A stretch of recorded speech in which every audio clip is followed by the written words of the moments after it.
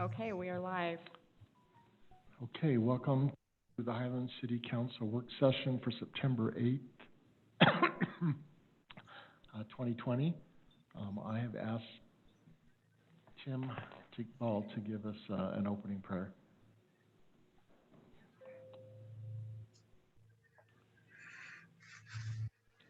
Father in heaven, we are truly grateful for the city in which we live and for the blessing of serving. We are grateful for our neighbors and friends and for their service and dedication to Highland. We ask that Thou will bless us, that we will be responsible stewards of the money and the funding and the budget which we are discussing, and that we will be inspired to do those things which are in the best interest of the city. We ask that Thou might be with us tonight, and these things we ask for and pray for in the name of Jesus Christ. Amen. Amen.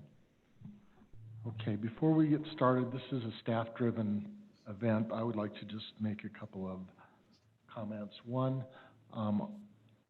some of the data that we'll be talking about is pretty high level, and there isn't much under the covers. So don't scratch too hard, because this is just to prep us for future discussions, just to say here's some issues that we see coming, but there's not a lot of depth. Staff is doing more work to get more depth on some of the information.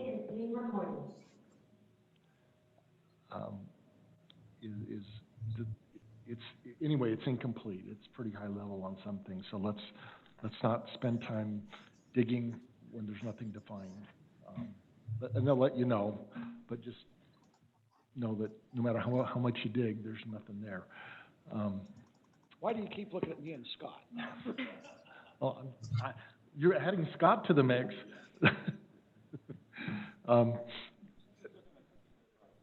Yes.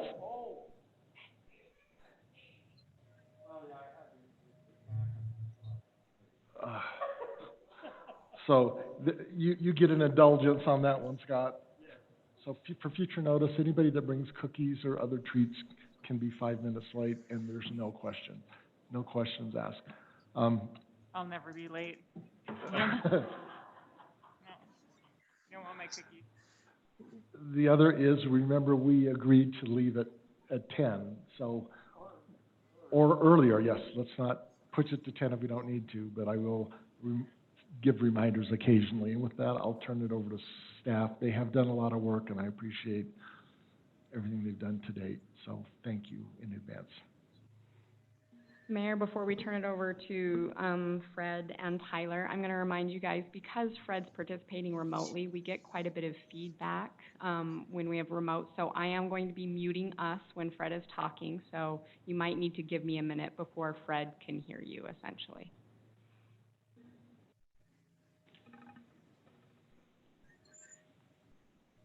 Okay, I guess, Fred, we are turning it over to you officially. All righty. Thank you for allowing me to present remotely. It's been a fun day with all the wind, and just wanted to be here just in case anything happens. So thank you for allowing me that opportunity.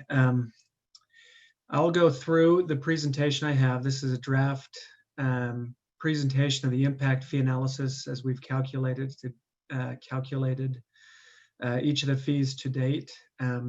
It is subject to change, and we can still make modifications based on any input you may have, or if we see anything that needs to be adjusted. And then I'll talk about the next steps with regards to the adoption process and where we go from here. What we're looking at is a update to the parks and public safety impact fees.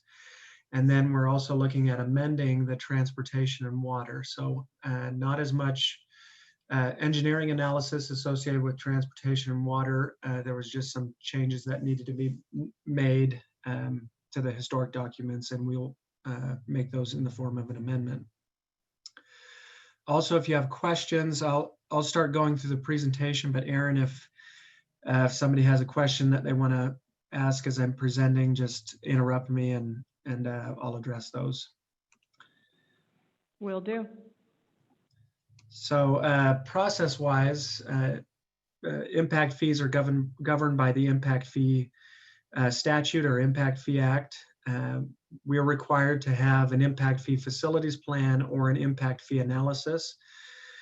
In the case of transportation and water, again, we're amending the previous documents, so those still serve as the city's documents with the amendment attached amendments.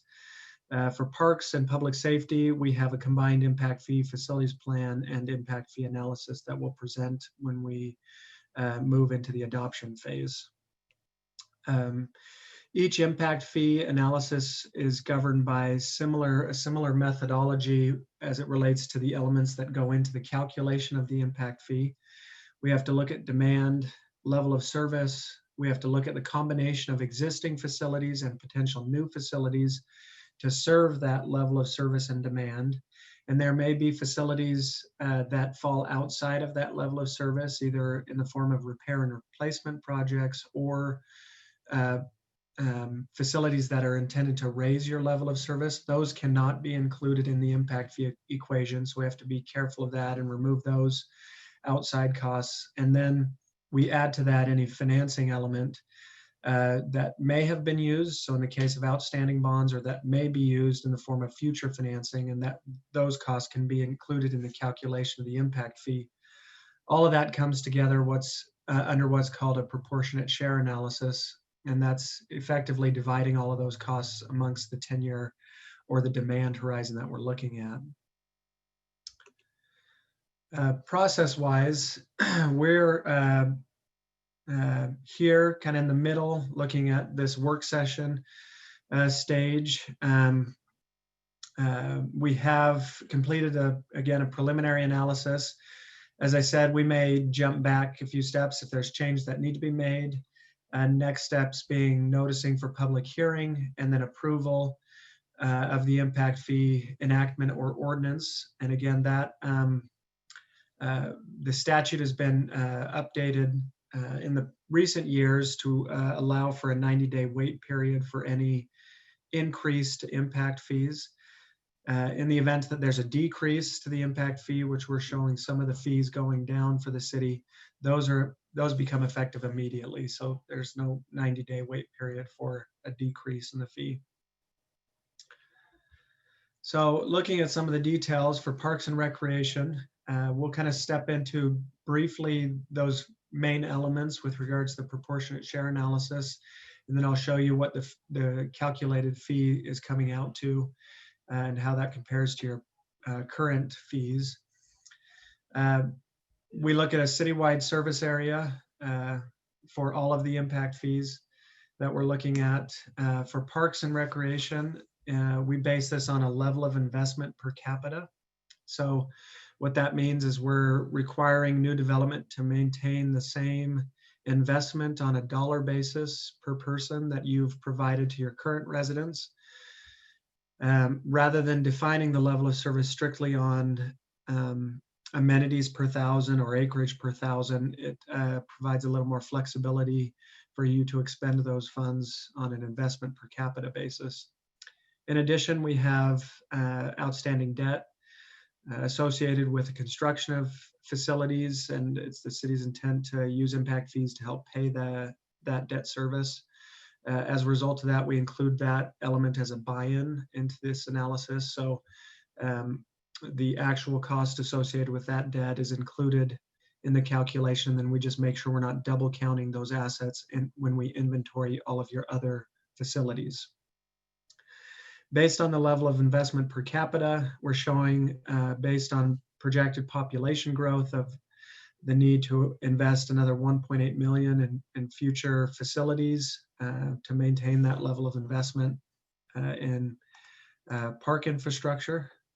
Again, that's to maintain that same value per capita from the level of investment outside of that buy-in. So your buy-in would still go toward the repayment of that debt service. And then the fee that we calculate is also on a per capita basis when we look at the fee and then the fee per household.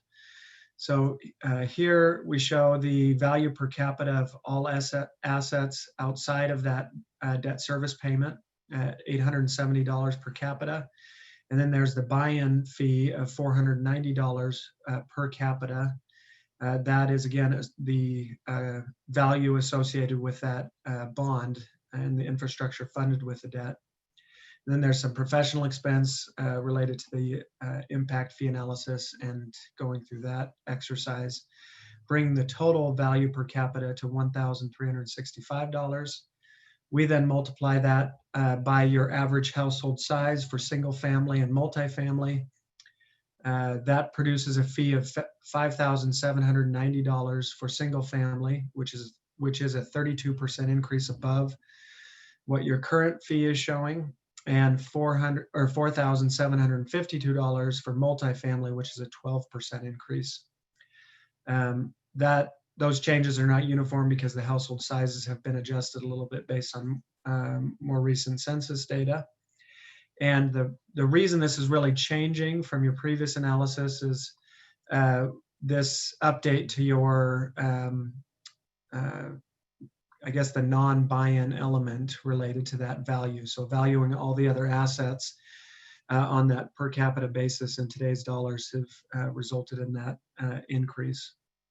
But as you'll see as we go through some of the other fees, while this fee is going up, others are going down, and the cumulative change in the fees is actually a decrease when we consider the other adjustments that we're including primarily in the water and transportation, and I'll go through that in a minute. So for police, again, citywide service area, our level of service, and this is the same really for police and fire. We look at calls per unit, and that's either per household or per non-residential square foot of building space. We're looking at a buy-in to existing facilities, and we're not including any additional police infrastructure in the 10-year horizon. So this is just a buy-in to your existing facilities and the associated financing costs that were utilized to construct these facilities. So that's the only cost that is included in this impact fee analysis. You can see those costs here, about $2.3 million worth of existing facility costs and $1 million of financing costs. So that's all the interest paid to construct the existing facilities. We spread those costs over a build-out scenario. So you can see it's just a small percentage of the facilities that are going to the 10-year demand. That produces a cost per call. When we also include the impact fee costs, the analysis costs, it brings the cost per call to almost $300. It's slightly below that amount. We then take that cost and then multiply that by the calls per unit that we've geocoded across the city and match those to parcel data and land use data. And that produces the impact fee per unit. So for a single family household, a multifamily household, or a per 1,000 square feet of non-residential property or building space. The proposed impact fee is going down for the single family, but it's actually going up for the multifamily. That's as a result of the updated call analysis and fine-tuning that from the previous study. There's also a slight decrease for the private or the non-residential commercial, industrial, office space would fall under that category. Again, those fees for residential are on a per unit basis, and the non-residential is on a per 1,000 square feet of building space, constructed building space. So police is showing a decrease as a result of that updated call analysis. When we look at fire, it's actually going up. So a similar analysis, we looked at call data and allocated that to land use, and then we allocated existing facilities only, so there's no future facilities contemplated in this analysis. So a similar analysis here where you can see existing facilities and the financing costs the fee is actually going up quite a bit for this category. So it looks like a redistribution based on the analysis of call data. Single family is going up by 157%, multifamily at 104%. We've added another category here. So this is typical of fire facilities, and when we evaluate the call data. Assisted living and senior living centers typically have a high call ratio per unit. So this is based on the number of rooms or units within the facilities, similar to a residential development that's on a per unit basis. When we evaluate the call data, it shows quite a bit of call volume going to that type of land use. And that was the case when we looked at your non-residential property. The commercial or non-residential category here was being skewed by some of this call data and was causing a little bit bigger increase here. And so we pulled that out. In the event that you have future assisted living or senior living type facilities being built, there can be a specific fee assessment for that type of development, because it's likely they'll produce a much larger demand on your system than just general retail or office space or those types of uses. With that said, it's not required to break them out, so you can lump them back into this commercial category or the private non-residential, but that would cause this fee to go up to account for that call ratio, those additional calls. But overall, when I show you the summary slide, the public safety component of your fee is only seeing a slight increase in the total in those combined fees. Again, it's the transportation and culinary component that is causing the biggest change. And I'll go through that now. So here again, this is just an amendment. So we did not go back and go through a full level of service analysis or a road infrastructure analysis. We're just looking at evaluating the capital improvement plan, identifying those projects that still require funding, and there were projects that were removed from the equation as a result of a change in that funding and construction cost. So right now, based on this amendment, there are only 2 new projects related to growth in the next 10 years. So some projects were removed from that previous analysis with a total of $1.5 million in costs being attributed to new growth within our planning horizon.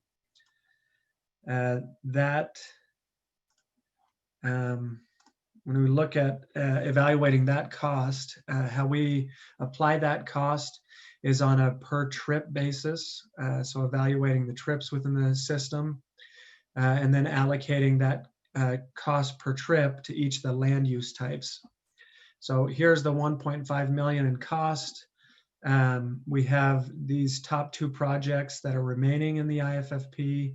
The bottom 3 projects have been removed from the analysis. So now we have, again, about that 1.5 million. And then we've isolated the cost, that is the cost to the 10-year growth. So some of the project costs for these projects were to cure some existing deficiency. You can see that's a minor component. And there was a minor component of those projects that were to demand beyond the 10 years, but the majority of those projects fell within the 10-year planning horizon. And that's still included, this cost is still included in the impact fee analysis or proportionate share analysis. So here you can see the 1.4, almost $1.5 million. There's a little bit of existing infrastructure buy-in, producing a cost per call of $108.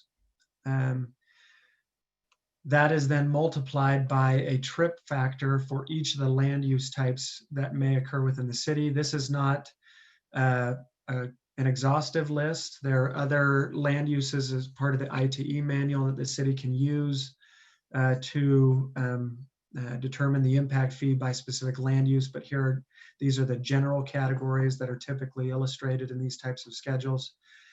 Overall, when we look at the trips by land use type and multiply it by the cost per trip, it's producing an 82% decrease in the fee. So when we look at single family, for example, the fee currently you charge is $2,861. The revised fee would be $514. So a substantial decrease as a result in that change in the capital facilities that are included in the IFFP. So that one's showing a decent decrease as a result of that change. When we look at water, there's a similar decrease, not quite as big, but still a decrease. Here we evaluate, we're just evaluating a specific service area within the city. It's the Southeast Service Area, as was defined in the previous IFFP and IFA. We're just amending the water similar to transportation. The level of service was defined in that document. We have no existing facilities buy-in as a result of the majority of the infrastructure being built by Highland Water Company, who owned the system until 2005. And then the 10-year project list was also redefined based on updates and our current understanding of what is needed, resulting in about $421,000 in new facility costs within the 10-year planning horizon. You can see here was the original list. These top two projects were removed, and the Knight Avenue 12-inch transmission line remains, as well as some impact fee eligible costs, the planning and the analysis costs that were part of that original analysis remain in the calculation of the impact fee.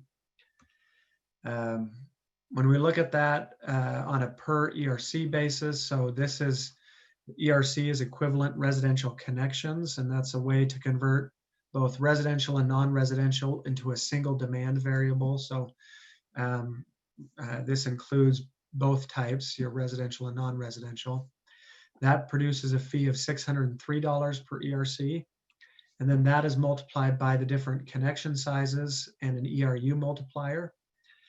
So you can see a 2-inch is 4 ERUs or ERCs. Based on that recalculation or amendment to the impact fee, that's resulting in a 64% decrease. So your typical single family is a 1/4-inch meter or 3/4-inch meter to 1-inch meter. They would be in the $1,600 to $2,600 range. Or sorry, that's what you currently charge. The revised schedule would be $600 to almost $1,000 for the water fee. So here's a summary of those fees. As you can see, when we add all of that together, while we do see an increase in some of those fees, for example, in parks, fire is going up, the decreases in the other components result in an overall decrease of 20% in the single family category.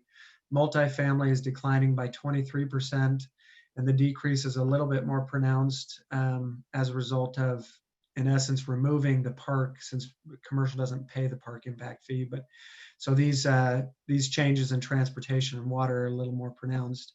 But on a non-residential property at a 2-inch meter would be about a 68% decrease. So a big drop there. Again, that's primarily a result of the transportation and water fee going down. And what's important to note about that is the Impact Fee Act requires that the city account for all impact fees and show where you're going to spend those. So the challenge is if when we remove those projects, or there's a need to remove those projects, if that's not done, you would continue to collect this higher amount, but you wouldn't have any projects to expend those funds on. And so the city would be either in probably facing some litigation to get those monies back, or you would be reimbursing those funds voluntarily going through that process. So that's the nexus that we have to establish in this process, is ensuring that the IFFP shows what we need and the impact fee collections go towards those projects. So every year you can account for those funds and spend them on the qualified projects. But overall, again, a decrease. I did want to point out again, police and fire, you can see on a residential, you're collecting about $735 uh, we're proposing that you're continuing to collect that same amount. It's just redistributed between police and fire based on that call analysis update. So still, $750, about a little over $750 for the combined public safety fee.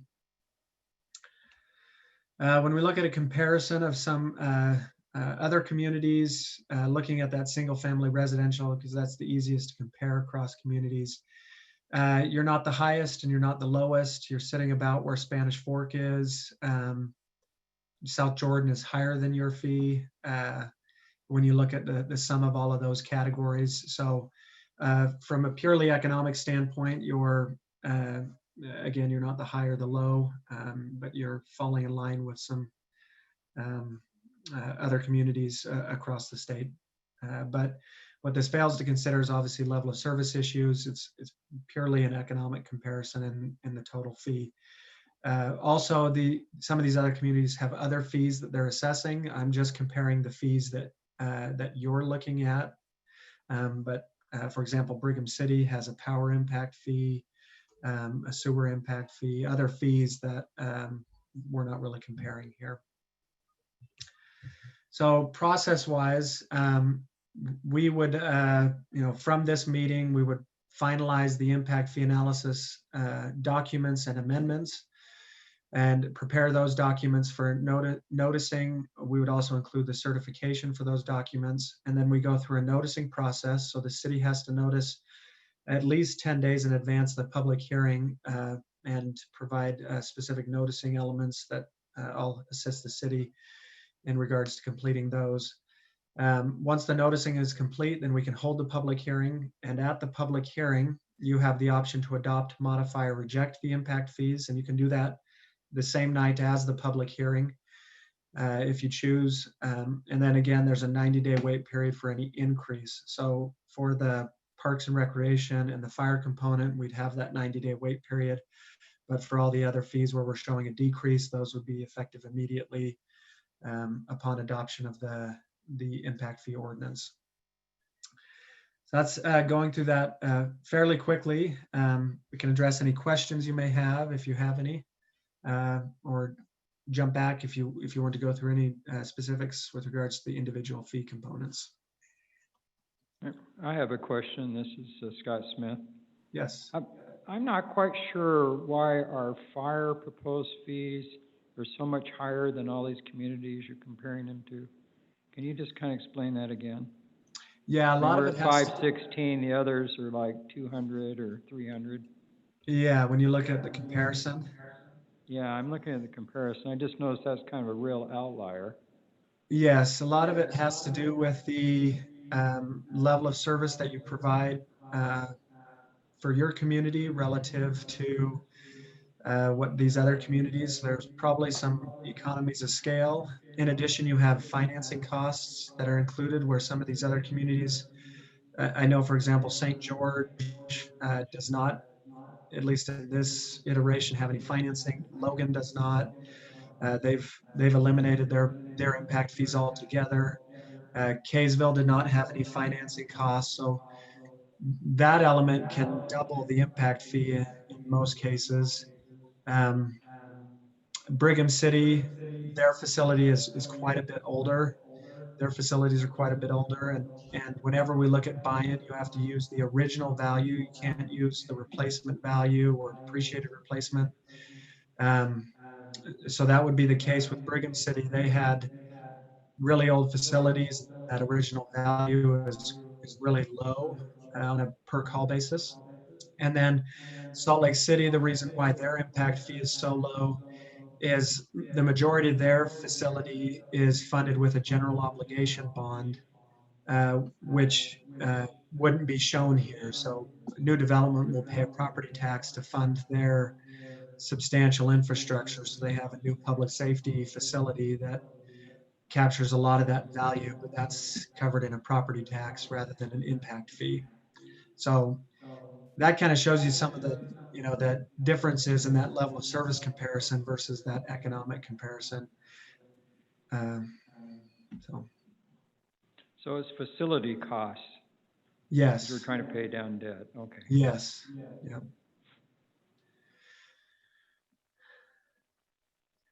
And one other element I failed to mention, Nathan highlighted, I'm going to jump back real quick, in some of our previous discussions was the park impact fee, and to point out that there's really two components to your park impact fee. We touched upon it, but I did want to stress in a little bit more detail that what this suggests is the city has a component of the impact fee that can go toward paying off debt, but there's also a component of the impact fee that is for new infrastructure. So your impact fees cannot go solely towards paying off debt. There has to be some investment in future infrastructure to maintain the level of service or level of investment that you've provided on a per capita basis. If that's not your intent, then we'd maybe have to reevaluate this component to determine, what is the city willing to do with regards to future investment in park infrastructure, because there are two variables: that buy-in that can go towards debt, and this level of investment component that has to go for future facilities. So Fred, and this is just a question, if we've been using all of our park bond in recent years, our park impact fees to pay the bond, did we create an obligation that's not funded, that needs to be funded with new monies for capital improvements to parks? Well, this iteration would basically reevaluate that change in level of service over time, because again, we're just taking your existing infrastructure. Even though the impact fee is going up, there is a self-correction happening here where we're saying, okay, let's look at what you've provided now, and that becomes the basis for the calculation of the impact fee. So I guess what I'm saying is I don't want to perpetuate that moving forward, because your impact fee, when you account for the time value of money, let's say, would actually decline over time, rather than going up based on continued investment in your infrastructure. But yeah, go ahead. So this is going forward, this is how we should be allocating that impact fee money. Yes. And, Yeah. and what happened in the past is under the bridge and over the dam. Is that right? Yes, that's, and from year to year, we in essence just need to account for those funds. So a lot of entities may funnel a big pot of impact fee monies towards one project or to debt, but you're really looking at the cumulative investment over time and making sure that it's proportionate. So I know in previous correspondence, there was some discussion on using impact fees in the short term to pay debt service, but at a future point, there would need to be some investment in additional infrastructure. That's also what, I'm just repeating that here, that your existing impact fee and this proposed impact fee is a combination of a buy-in and a future investment element. And so we need to keep that in mind as you expend those funds in the future. So should we be tracking that so that we know how much we're supposed to have spent on improvements, even though we haven't? I would, yes. I would, from my perspective, and I'm not an accountant, a municipal accountant, but from an impact fee standpoint, that's how I would look at it, is basically evaluate your buy-in component and funnel that into one fund, and then have your future facilities component and use that to invest in additional improvements to your infrastructure. And that can be in the form of, it's not necessarily acquiring land all the time. It could be putting a new playground on an existing park, and it's making investment in your facilities that are in addition to what you currently provide. So expanding those facilities as additional population comes into the city. So if we add a restroom or a pavilion or a playground, Yes. an existing park, not replacing something, but adding something new, that would count. Yes. So Fred, on one of your slides, it said future facilities, 1.8 million. Is that the amount that need to target for future investment? Yeah, what that is, that's based on an estimated population growth, so the reality is that may fluctuate. If we have a recession, for example, and growth slows, you're going to see a number lower than that. But that's taking that future facility of $870 per capita and saying, if we have another 2,000 people in the community in the next 10 years, we need to invest additional monies to the tune of that $1.8 million to maintain that level of investment. In addition, those same 2,000 people will pay $490 towards your existing debt service to pay their proportionate share of that buy-in component. But yeah, the 1.8 million is in essence assuming you have another 2,000 people in the next 10 years added to the city. Again, that could go up or down, but based on reality. So that's just the next 10 years, Yeah, not necessarily build out, which it could be. yeah, because you're really running out of land. I mean, the 2,000 people we could see that in 10 years. If it slows and it takes you longer to get that, it could, push that out to 15 or 20 years, but anyway, we never really achieve true build out. There's always redevelopment. So these are just guesstimates with regards to future development, but it's showing you that we're going to collect monies towards this future investment, and that should be expended towards that investment component. So the Boyer project alone should account for 2,000 if that builds out in just a few years. Yeah. It's almost, what, 699? Is that what it is? Yeah, 699. So if it's low 3 per household, you're looking at, so it's going to be 3 to 4. So that'll be between 21 and 24 just in that.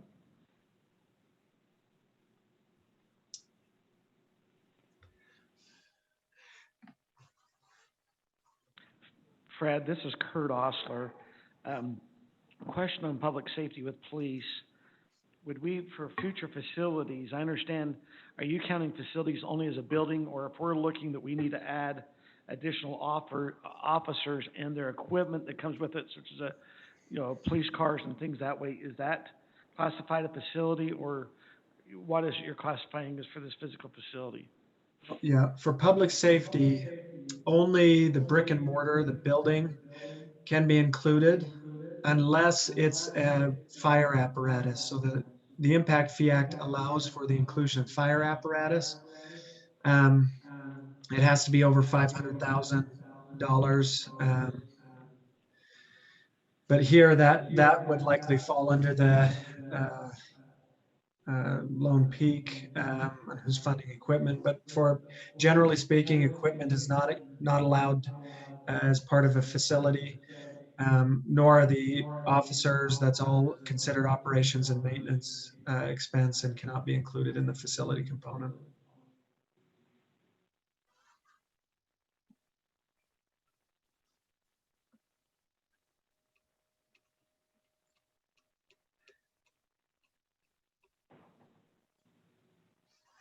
So any other questions on any of the other fees that we looked at?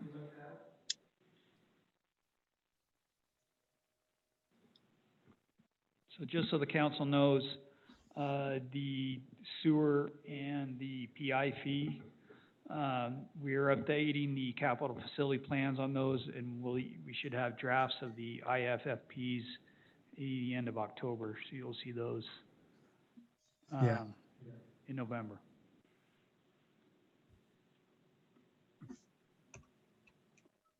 So yeah, again, next steps we'll finalize, and then you'll see us again as we present those final documents and provide opportunity for public comment. I'll be involved in all of that and the presentation of that public hearing and going through the same presentation here.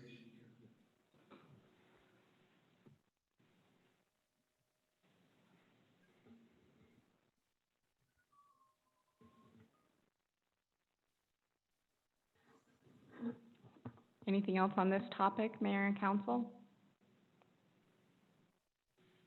Okay, Fred, I think I'm gonna kick you off screen share and we'll move to the next one then. All righty. Thank you, everybody. Have a good evening.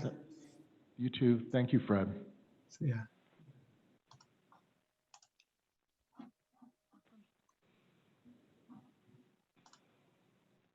So Fred's done for the night? Fred is done.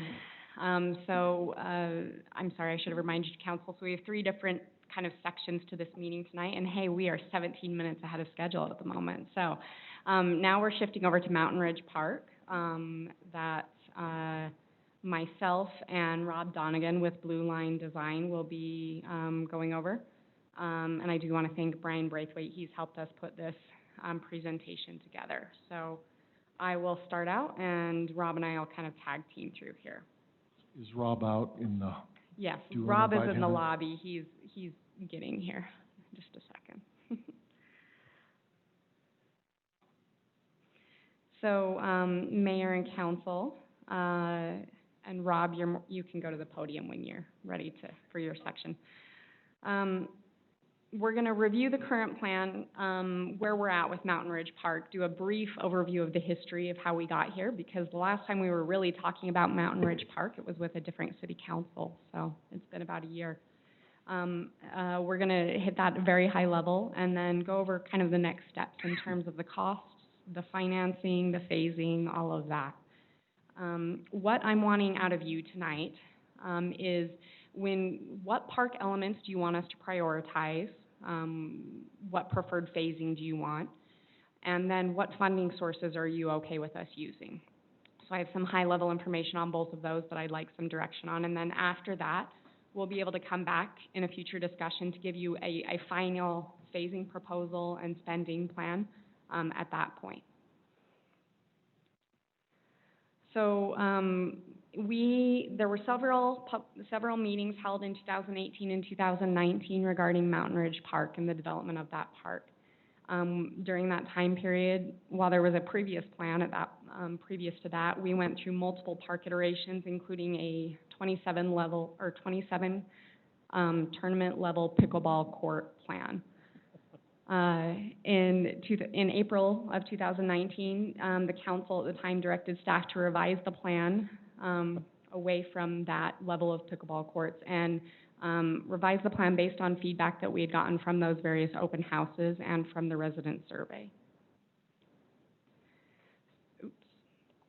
One of the more recent open houses, people talked about they wanted the amenities that they were going to use. They were going to use the fields, the pavilions, the playground, pickleball courts, and walking paths.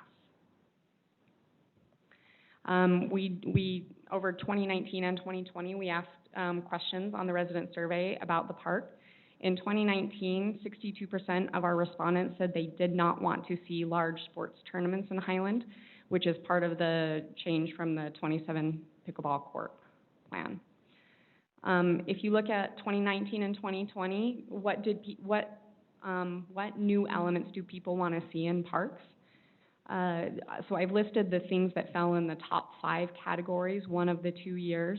So dog park bumped up this past year actually and became number 5, beating out open fields slightly. But if you do remember, we did have a significant less number of respondents on our survey, and it catered more towards a different demographic. So, but as you can see, it did stay fairly consistent in who was in the top, what things were in the top 5, and we were able to incorporate 5 of the 6 things that are here onto the new plan. So you'll see a playground, open fields, pickleball, and walking paths here.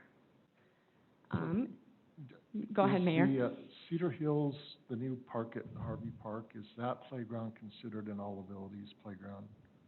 I have no idea. I've not been there. Kim says yes. Yes.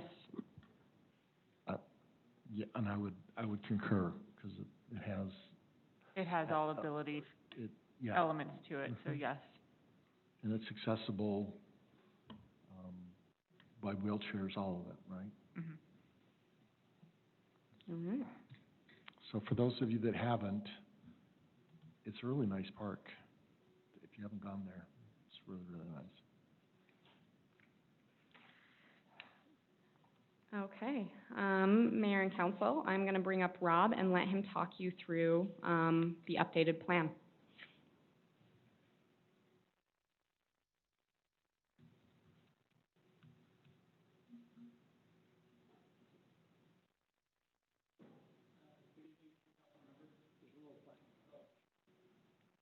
It's middle of the stand. You'll have a green light. There we go. Thank you. My name is Rob Donegan. I'm a landscape architect with Blue Line Designs.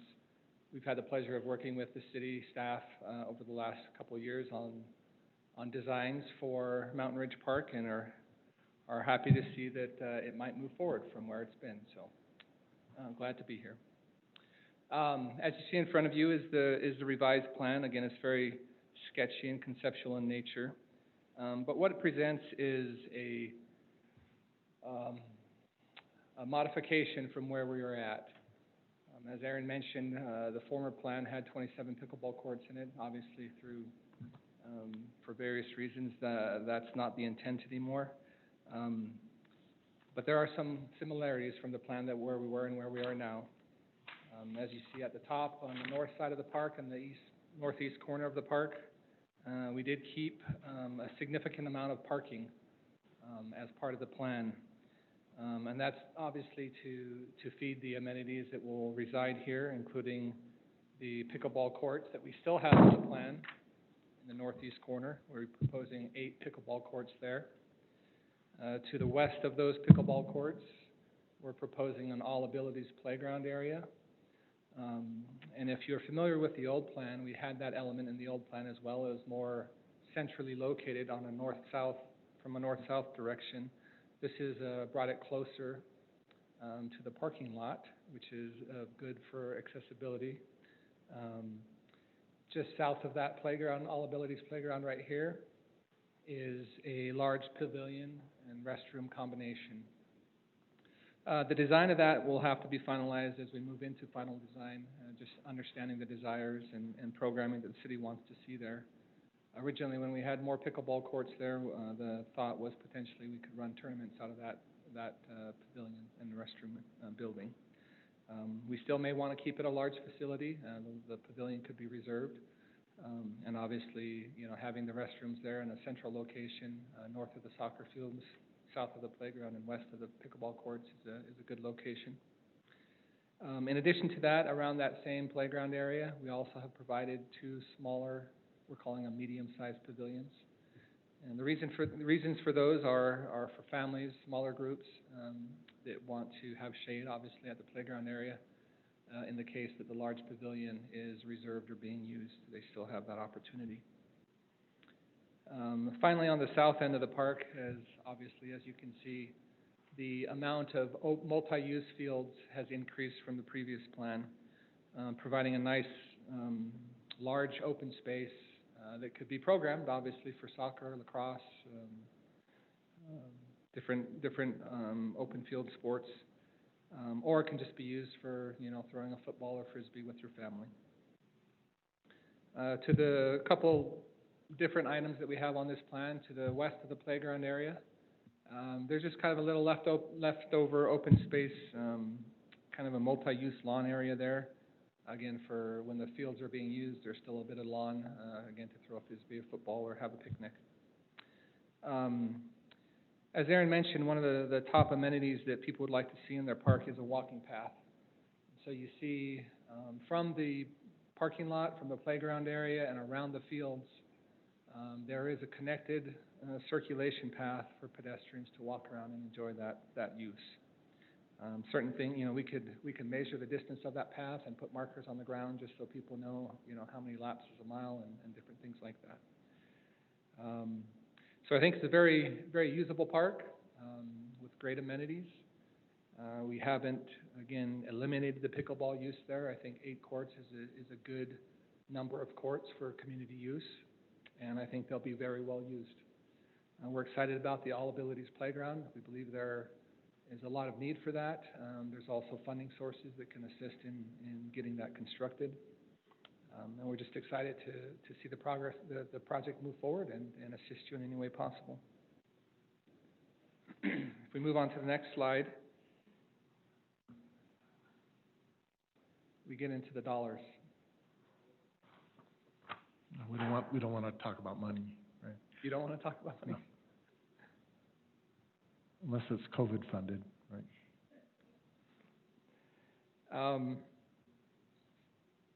So just in big chunks, as you see up top here, again, we're already in the process of started our contract for doing the design, again, going back a couple of years through the master planning process, public involvement process. To complete the project, moving into final construction documents and bidding assistance would take about $104,000. And if we started now, we could complete the drawings and documents towards the end of the year into early next year, and if possible, bid the project and begin construction next year. So that's exciting. If you just remember the plan, and hopefully you have a copy of it in front of you. If you look at kind of the major components of the plan and look at the list here, we've kind of broken that down into general site improvements. That would just be, sidewalk, roadway, parking. Well, sorry, that's a different category. Just, grading, general sidewalks and different, infrastructure, utility improvements. Then parking lot and roadway, playground area, pickleball courts, and then obviously the fields. So when we say playground area, does that include the big pavilion and the smaller pavilions? Yeah, correct. And there is a slide that breaks this down as well, if you want to flip to that one, Aaron. Yeah, so this kind of breaks out those areas into chunks. So at the very north end, and again, kind of on the northeast corner where the parking is, the ticket, the price tag for the parking lot improvements and roadway improvements there would be, almost $1 million, $900,000. The pickleball courts highlighted in white there would be almost $800,000. The all-ability playground area, including the restroom pavilion and that kind of multi-use open area west of the playground, it's about $1.5 million. And then the remaining fields, just due to the acreage and size of those being irrigated turf, and the walkway around it, would be about $1.95 million. So, and you're including the trees and other amenities in their respective sections? Correct, and so the total is about $5.5 million, and again, the disclaimer or, understanding there is that is full improvements, at the full level, including, shade sails, site furnishings, all the trees, complete. And so obviously that can be sliced and diced many different ways and value engineered if necessary, to get, at least a phase or, a version that meets the budget that you guys have set. And then you could add elements later as you get funding. Correct. To make it nicer, right? So you could phase any one of those individual elements as well. And as you know, it's not always that easy, because, for example, if you wanted to do the pavilion and restroom later, you'd certainly want to get the utility stubbed into there and different things into that, so that it's not as easy as just coming in and dropping a restroom, in a developed park. So, speaking to phasing, again, if we want to go on to the next slide.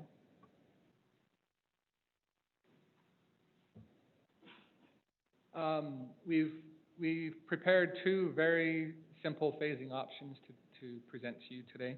One looks at the chunks that we've kind of already looked at, the parking lot, the pickleball court, the playground area, and the fields, kind of those as standalone elements, and phasing it that way, which is logical.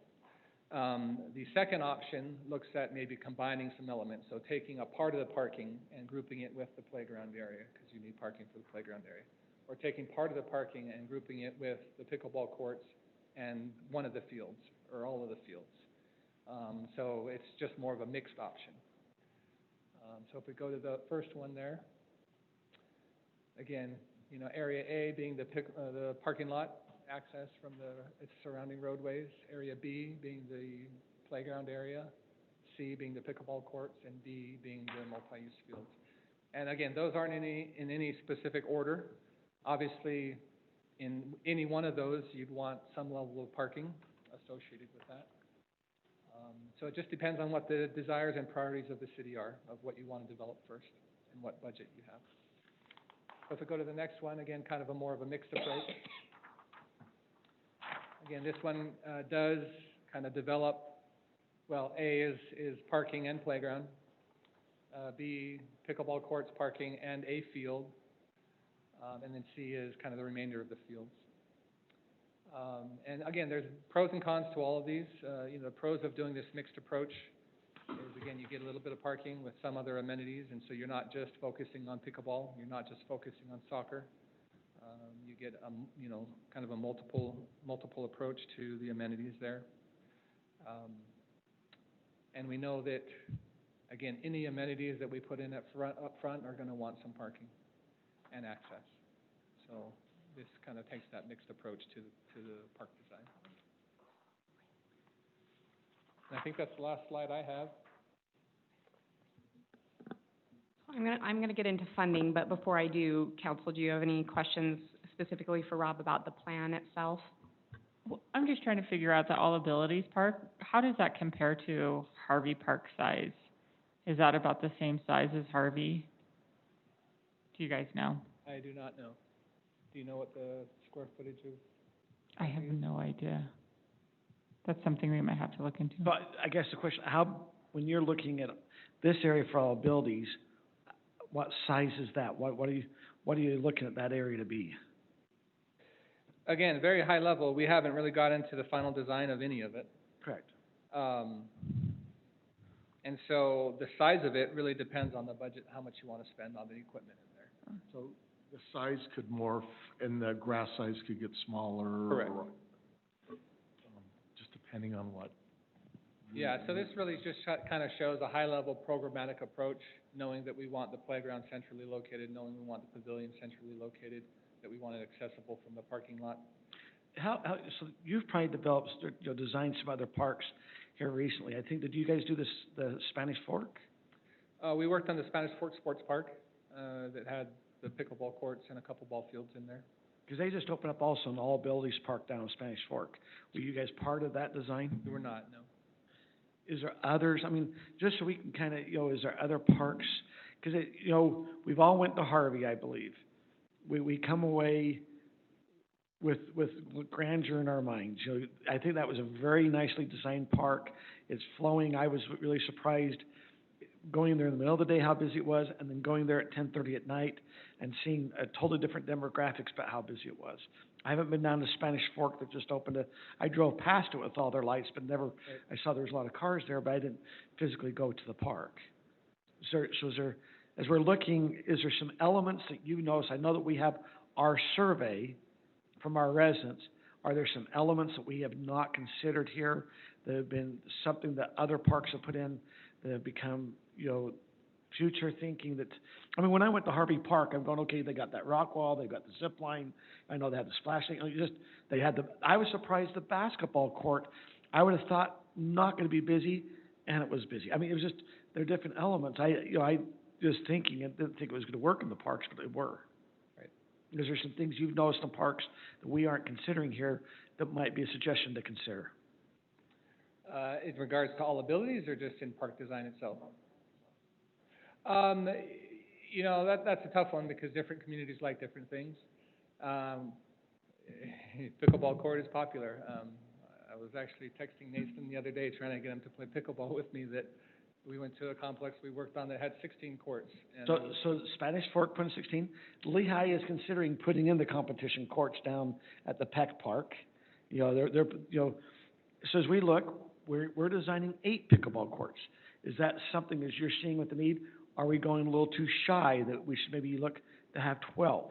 I know that pickleball's been a negative, but is that something that is 8 going to look at our community, or is our community, you're going, no, I think some communities would rather have a little more pickleball. What's your experience been?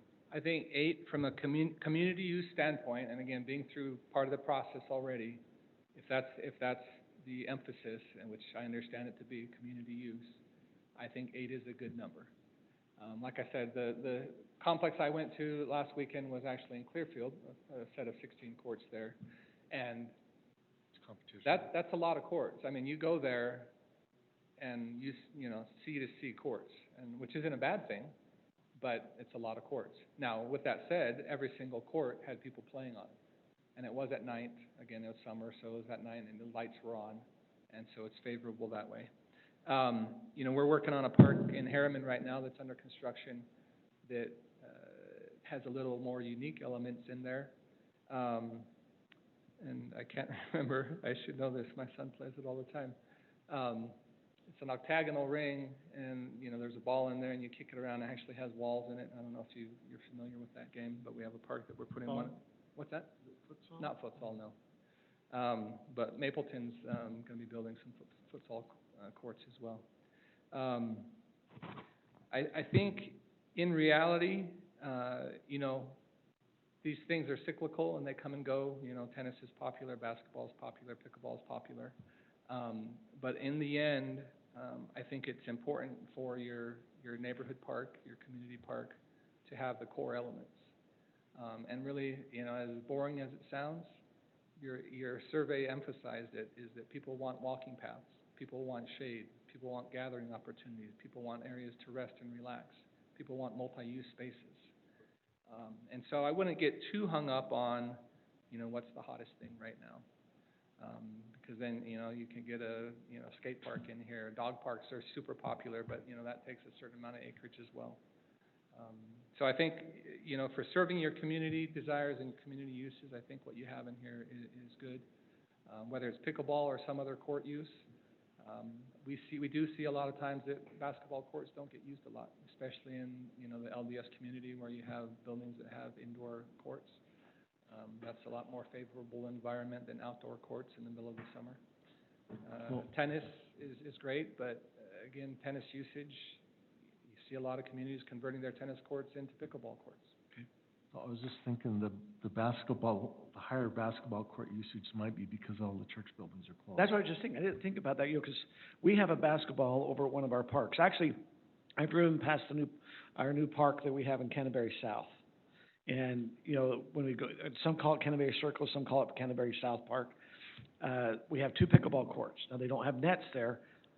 I have not really noticed in the middle of the day or even sometimes late at night anyone playing. The very first, but they have a basketball there. I don't see a lot of kids really playing basketball. It's actually unfortunate. It looks like it's not being used as much as maybe what we could have envisioned, at least when I've driven past there. But that was what my thought was going. Well, I don't think, because I have a basketball thing I could do at my house in my driveway, so I kind of thought, well, kids, could do something there, where something here is hard to do in driveways or sometimes backyards. So. Right.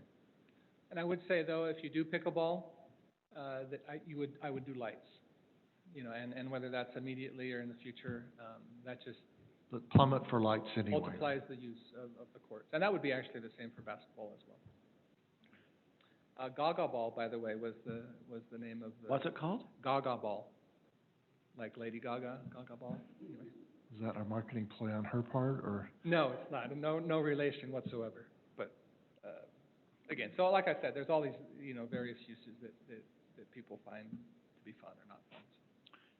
I had a little question too. So when we were looking at this before on the previous council, my understanding, I think a comment that Aaron made, that we already had, I can't remember if it was 9 or 11 soccer fields in the city. I'll look that up. And I'm just wondering why it looks like we're putting in 3 more big soccer fields. I know soccer is very popular, but we don't have like hardly any baseball diamonds in this city. I mean, they just put in 4 big baseball tournament diamonds down the Art Dye Park, which they're just finishing. Of course, they haven't been used this year because of COVID. But I'm just wondering if our emphasis in the city has just become soccer. And I kind of share Kurt's concerns a little bit, and I'm sure the park committee's looked at this great. I think this is a nice plan, and I certainly could support it, but I'm just wondering if we have something, I would support like 2 fields of soccer, but maybe a baseball diamond in one corner or something.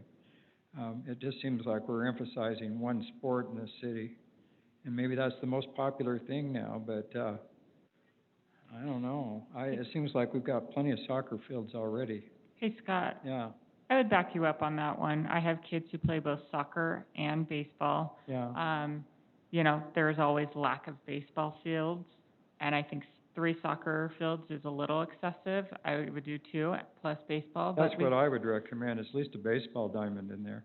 it's interesting though, we have a very nice baseball field at Mitchell Hollow Park, but it is actually unusable by the baseball league because of ill maintenance. It basically just sits there and is unable to be used anymore because there is grass in the infield that nobody takes care of. So that was gonna be my So question. that's a maintenance issue. Yeah, but see, Yeah. that was my question. You know, down at Mitchell Hollow Park, they do have a baseball diamond, and I've yet to see really a league ever go down there and use that baseball diamond, ever since it's been built. You know, that's, It used to be used by a league for a few years when it was new, but then they said that because it was not maintained and new dirt was not brought in, that they were unable to use it anymore. Now the infield is just grassed over. So it's the soccer teams, they maintain the fields that they rent from the school. So it might just why be a wouldn't- maintenance agreement we need to.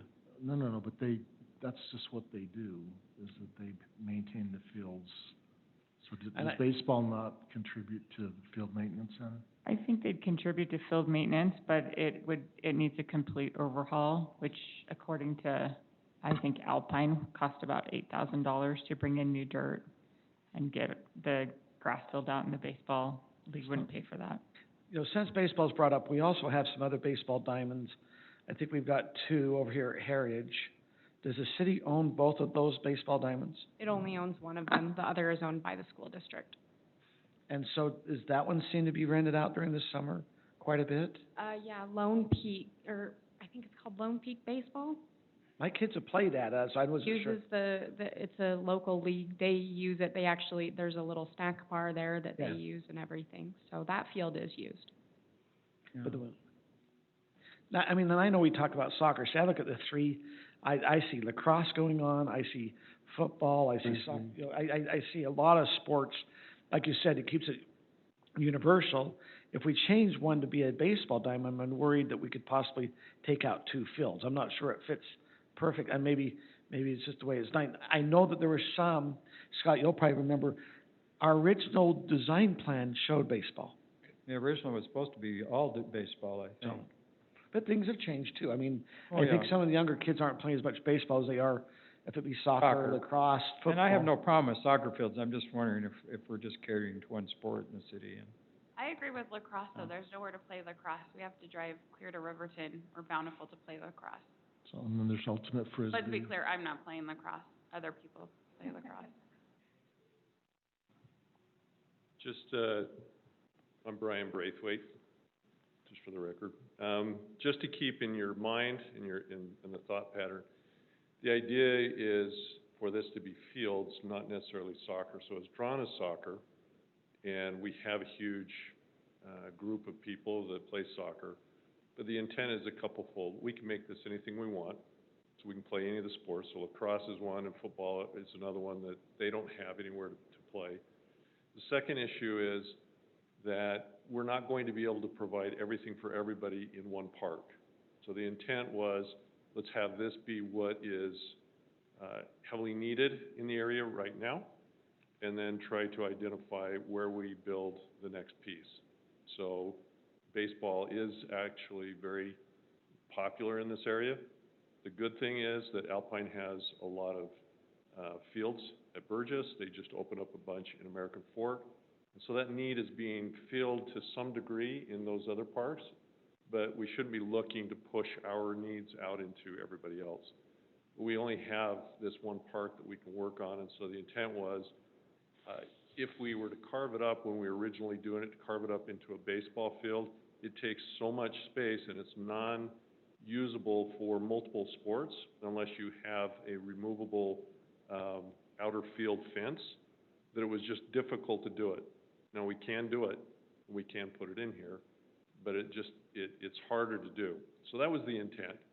And again, anything we want to do, if we find that we would rather focus on baseball, there's no question that we can do that. But that was the thinking behind it and the reasoning for the grass. And again, it's drawn as soccer, but the intent was, it's whatever we choose it to be. Some of the soccer fields or some of the soccer teams want it exclusive. And the more exclusive it is to them, the more they'll pay to help take care of it. And exclusivity means we don't have lacrosse and we don't have football. And so I don't think that we should do that here. I think that we need to have some of that flexibility, but we could have one of those fields that is exclusive to soccer. So and they Brian, help would pay you for make, that. just since we have some new council members, maybe explain when you're meaning one field exclusive to soccer, share how financially that would mean to the city if we did something like that. So it depends on the exclusivity. So as we've talked to some of these places, we have some soccer leagues that are willing to put money into it right now. From the point of they're willing to take over all the land and pay all the expenses and maintenance and build out and everything forever. But if we ever want to do something else with that park, we'd have to repay them all that money. So that's the one extreme. On the other extreme is they just want to sign up for it and they'll just pay whatever. So in between, we have some organizations that are willing to pay for everything, including some of the infrastructure and yearly fees to put fertilizer on it and mow it even if we wanted to have them do that. But it's kind of a varying thing. And so depending on how much we want them to do, they would put more money into it. What they really want is a nice turf. So if you put football cleats out on a soccer field, the players are willing to run in the mud because the ball doesn't spend much time on the ground. And so they don't care that the grass is as nice as what a soccer field is. And so they want, for exclusivity, they're willing to pay some of those costs. Cost to put the infrastructure in and cost to maintain it, and they want a certain period of time to do it. So it could be 5 years, it could be 10 years, that they want to invest in and get their investment out. So those kinds of costs, the infrastructure and the yearly maintenance, they would be willing to cover. Maintenance, not meaning water, and typically we would mow it because we would put our lawnmowers in there to do the whole place, and so we'd most likely do that. But they could help pay for fertilizer. They would replace any grass on a yearly basis around the soccer goal areas because those are heavily traveled. And so they would do that at their cost because they want to have that nice. So on a yearly basis, they would just come in, pull it out, put new turf in there, things like that. But they would want exclusivity from their ability to have it from March until about June and July through about October. And nobody else could use any of that field for organized sports. So you could go out and throw frisbees, you could go out and have a pickup game of soccer or football or anything else, but we couldn't have organized sports on it.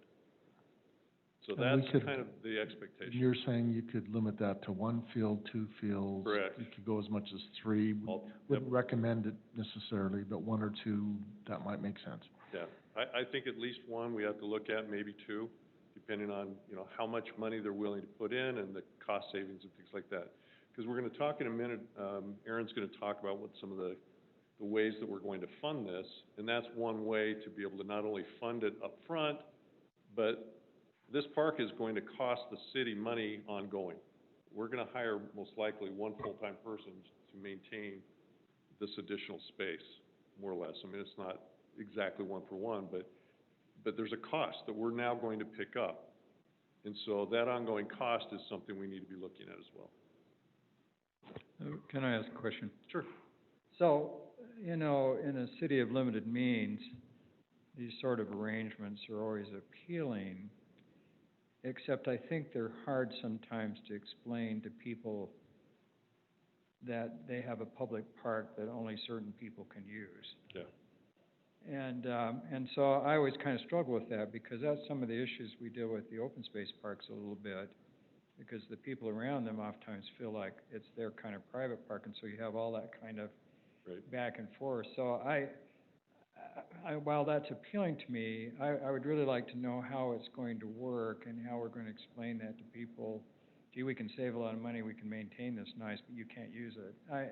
It's a really good question. Yeah, it becomes kind of, you know, I kind of struggle with that a little bit. So so we've asked, Rod and I have been in some of these meetings, in talking to them, and we've expressed that concern.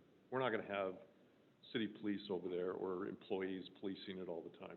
So how do we manage this and meet your expectation and meet our expectation? And the way it works is today, if you go to any of the city parks, you'll actually go there and they have soccer games. Well, you don't do anything when they've got a soccer game because you just know you can't. So it's really kind of a reservation kind of thing, where the games are always there and people know the games are there. It's reserved, and as a natural kind of society, we make the assumption that when you see games there, they've rented it from the city and they have the right to do it. And so it really kind of fits in with the same as we're doing with all of our parks. They'll have the right to reserve it. They'll reserve it during that time.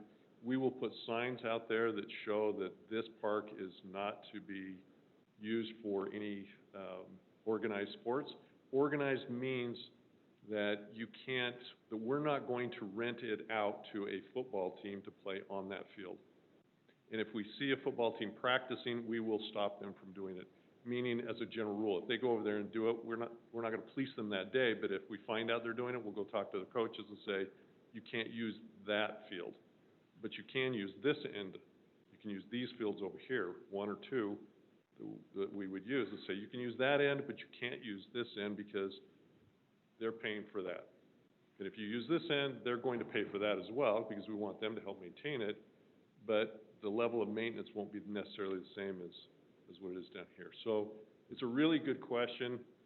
They recognize that we're not going to put police, park police or whatever you want to call it, out there monitoring it all the time, but we're going to help the field maintain a higher level of quality for those who are willing to put more into it. And we just won't let anybody during the summer, when they're not playing their league, be able to rent it to do something that could damage the field. So going out there and playing the Frisbee, it's a non-issue. Playing a pickup game of football, pickup soccer, they're going to be able to do it all they want. So it won't feel like that they're being restricted from it, other than the fact that there's a bunch of games going on and they can't use it during games, but we do that anyway, for the most part. That's what we encourage, is we want our youth to be engaged in that. Does that help answer the question? Yeah, I think it helps. I guess I would have a hard time making all three areas exclusive. I don't think we want Maybe one or two, but Yeah, and that's where, we'd have to have a, That's our because I feeling know is- it's appealing to have someone else help pay for it in that, because we have limited means, but So what's interesting, Yeah. down Lehigh is doing their Peck Park. They're taking all the soil from Dry Creek Lake down to Peck to get good soil. I think they have soccer leagues coming in on a big portion, putting in soccer fields, and they're gonna have, I think they're putting porta potties, maybe with this COVID money, they'll put in some bathrooms. They're negotiating with to put in a competition pickleball courts down there with some fundraising, going, well, I think it'll be interesting in 5 years. I think we'll have a lot of competition pickleball courts all over, and they'll be stealing from each other. I mean, I just see, you're gonna have Harriman grab stuff, you might have Spanish Fork grabbing some, you're gonna have down here at Lehigh. After a bit, there'll be a lot of competition pickleball courts out there, because we'll all catch up. and the nice thing about what's going on there is they've kind of set a standard of how some of the soccer leagues actually pay for things Correct. and do some things. So they signed a 10-year contract, and they're putting the infrastructure in, and they maintain it to a certain level. For 10 years, they have some level of exclusivity, like we talked about. But after the 10 years, the city owns it. The city is responsible for bringing in restrooms. So they can either build a restroom or they can bring in the porta potties, but they're responsible for maintaining that piece. But other than that, everything else is taken care of by the league for 10 years. And after the 10 years, they can renegotiate, or the city can say, no, we're done. And so that's how they've done that, and we've used that to talk to some of these organizations, and they see that as kind of one of the standards of how things are done. Now, 10 years isn't necessarily standard, but a period of time where you can recoup your cost and they're locked in, so they can get that money back. So I had another question. Some of the prices, I mean, I like this. I think there's been a lot of good thought and going into this, and I appreciate it. But I was quite impressed that the cost of a pickleball court is $100,000. Is that really true? That seems pretty expensive. That's the quarter of the size of a tennis court. That part is, well, we'll talk about it. Aaron will start. I mean, because when we looked at this a year or two ago, they weren't $100,000 each, I didn't think. That's, Well, and you have to consider too, as Rob explained, this is like full built out, so that would include like the shade structures as well, that lights. the lights, things like that, that would add to the cost there. Trees. Yeah, so Everything. if you're just looking at the courts themselves, you're probably 200 to 250,000 for those 8 courts. But then you add another 150,000, you know, for the lights, and you add for the site furnishings, you add for the concrete surrounding it, you add for the, you know, sidewalks, you add for the landscaping. So again, it's not just the 8 courts themselves. And you have to pay for the ball boy that goes and picks up your ball. That's actually probably my job when I retire. Okay, that's helpful. I just thought, oh, that's a lot. Yeah. The 250, that's in line with what we had talked about. Yeah, before. So that's more And we've been hearing about 40,000 for a pickleball court, but once you say you start adding lights and some of the infrastructure around, it's, you know, Scott, the whole thing, when you look at price of 1.9 million for all the grass and everything to go, and I understand it has the thing, it's just so hard going, now how much do we just put our back, you know, because you think of your own home and how you go put your grass in with sprinklers. And I understand this is a commercial system and it has to be totally designed. They have to be bonded to go out there and bid on it. It's always surprising how much the city keeps spending on different things, so. Yeah, so just for a point of reference, like those fields, for example, and again, that includes the walks, the trees, you know, the sod, the irrigation. It works out to be about $4 a square foot. So hopefully that feels more affordable than $2 million, but maybe not. Was that in line with what we paid for Spring Creek? Spring Creek was 5 something. Okay. We spent 110, I wanna say, on the Canterbury rebuild. So, but that's probably 2 courts. I mean, that's a tennis court size, a little bit bigger.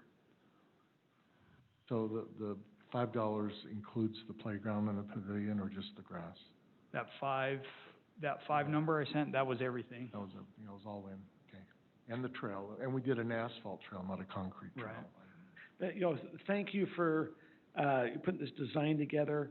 You know, I can see that little grass area, you know, there's, the dog park did pop up, but it also would be an area that is gonna have to, you have to have it fenced in for people wanting to go to their dog area, and you'd have to have the little pickup stop. And who knows, maybe that little grass area that people, that's what they're looking at, you could put a little you know, over on here on the left, that little, you know, grass area, we could, you know, if that becomes real popular for the residents, they want a little doggy area. Or if, the maintenance building doesn't. Yeah, where the have a maintenance thing till something, you know, goes there, and, because it is popular, if people have dogs, they like to be able to go let them run.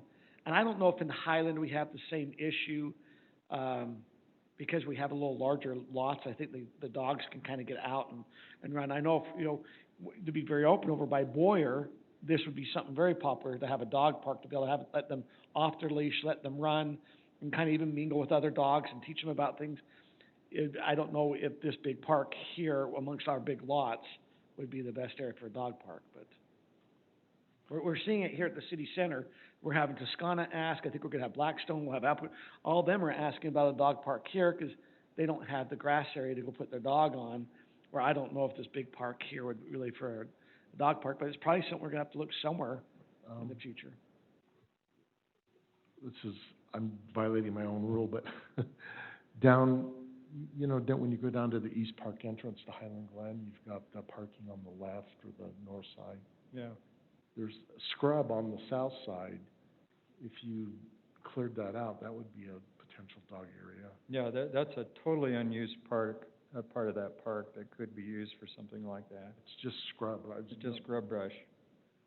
So that, I mean, there's an area that you could turn into something, and that would be closer to the Boyer stuff. No, and it is gonna be something we're gonna have to look, as Boyer comes in, they're not gonna have their grass, now they will have that big park, but I think we're gonna have to be sensitive that they will look for an area for their dogs to be off leash, to be able to run and have an area that's a doggy area, so.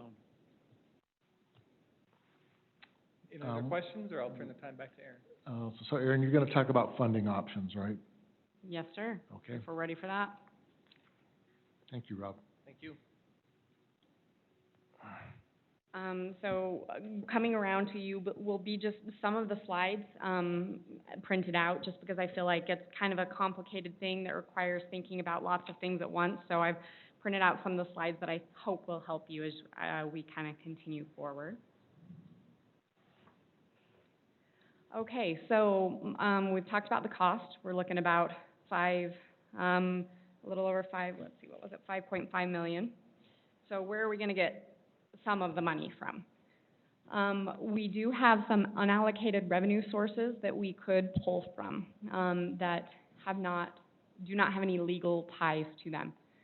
So, we have about $1.4 million net from the sale of the Spring Creek Park land, $360,000 from the Patterson storage property, $400,000 for the Dry Creek property sale. There is the city has recently discovered a tree account, a street tree account, that we were previously collecting fees from, residents to put in trees. But while we collected the money, we never actually put in the trees. So we feel like it would make sense to use the street tree money to put in trees at a park. So there's some money there, and then the sale of open space. Now this is all of the subdivisions combined. I do want to put a little caveat on there. I forgot to pull out, Mercer Hollow out of there. So right now we're looking, it's a little less than $275,000 in that account. But again, that accounts for all of the subdivisions, so, the contribution from all of the subdivisions who have purchased open space. And when you said you have, Mercer Hollow money is in here or not in here? I forgot to pull that out, so it's less than $275,000. So there was a donation by a resident of $70,000. But it ended up being more. The city's contribution to that project, which is about 20. Okay, so it's not the money, because that went to the foundation, didn't it, Scott? Correct. Yeah, that's in the foundation. Okay. So that, yes, the city's contribution, I forgot to pull out of the $275,000. A couple of caveats with these numbers. So in total, it's about $2.5 million. A couple of caveats. When Mountain Ridge Park first came up with City Council in 2018, 2019, there was a vote taken that 60% of the proceeds from Spring Creek Park be used. So if you only wanted to use 60%, you would pull out $500,000 from that. In addition, there is a little bit more money of sale of open space. We're just waiting to collect that, so they've got some time to pay those funds.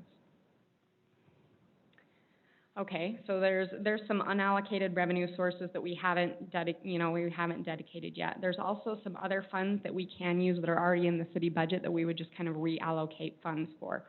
So our enterprise funds would contribute to the site improvements, so sewer, water, things like that. Our B&C road money could pay for the 10400 North work in terms of the curb and gutter. And that B&C road money could also pay for the sidewalk along 10400 North, or we could use the quarter-cent sales tax money that we've recently got from the county for transportation, because that's along a transportation corridor to get the kids to school. In addition, we have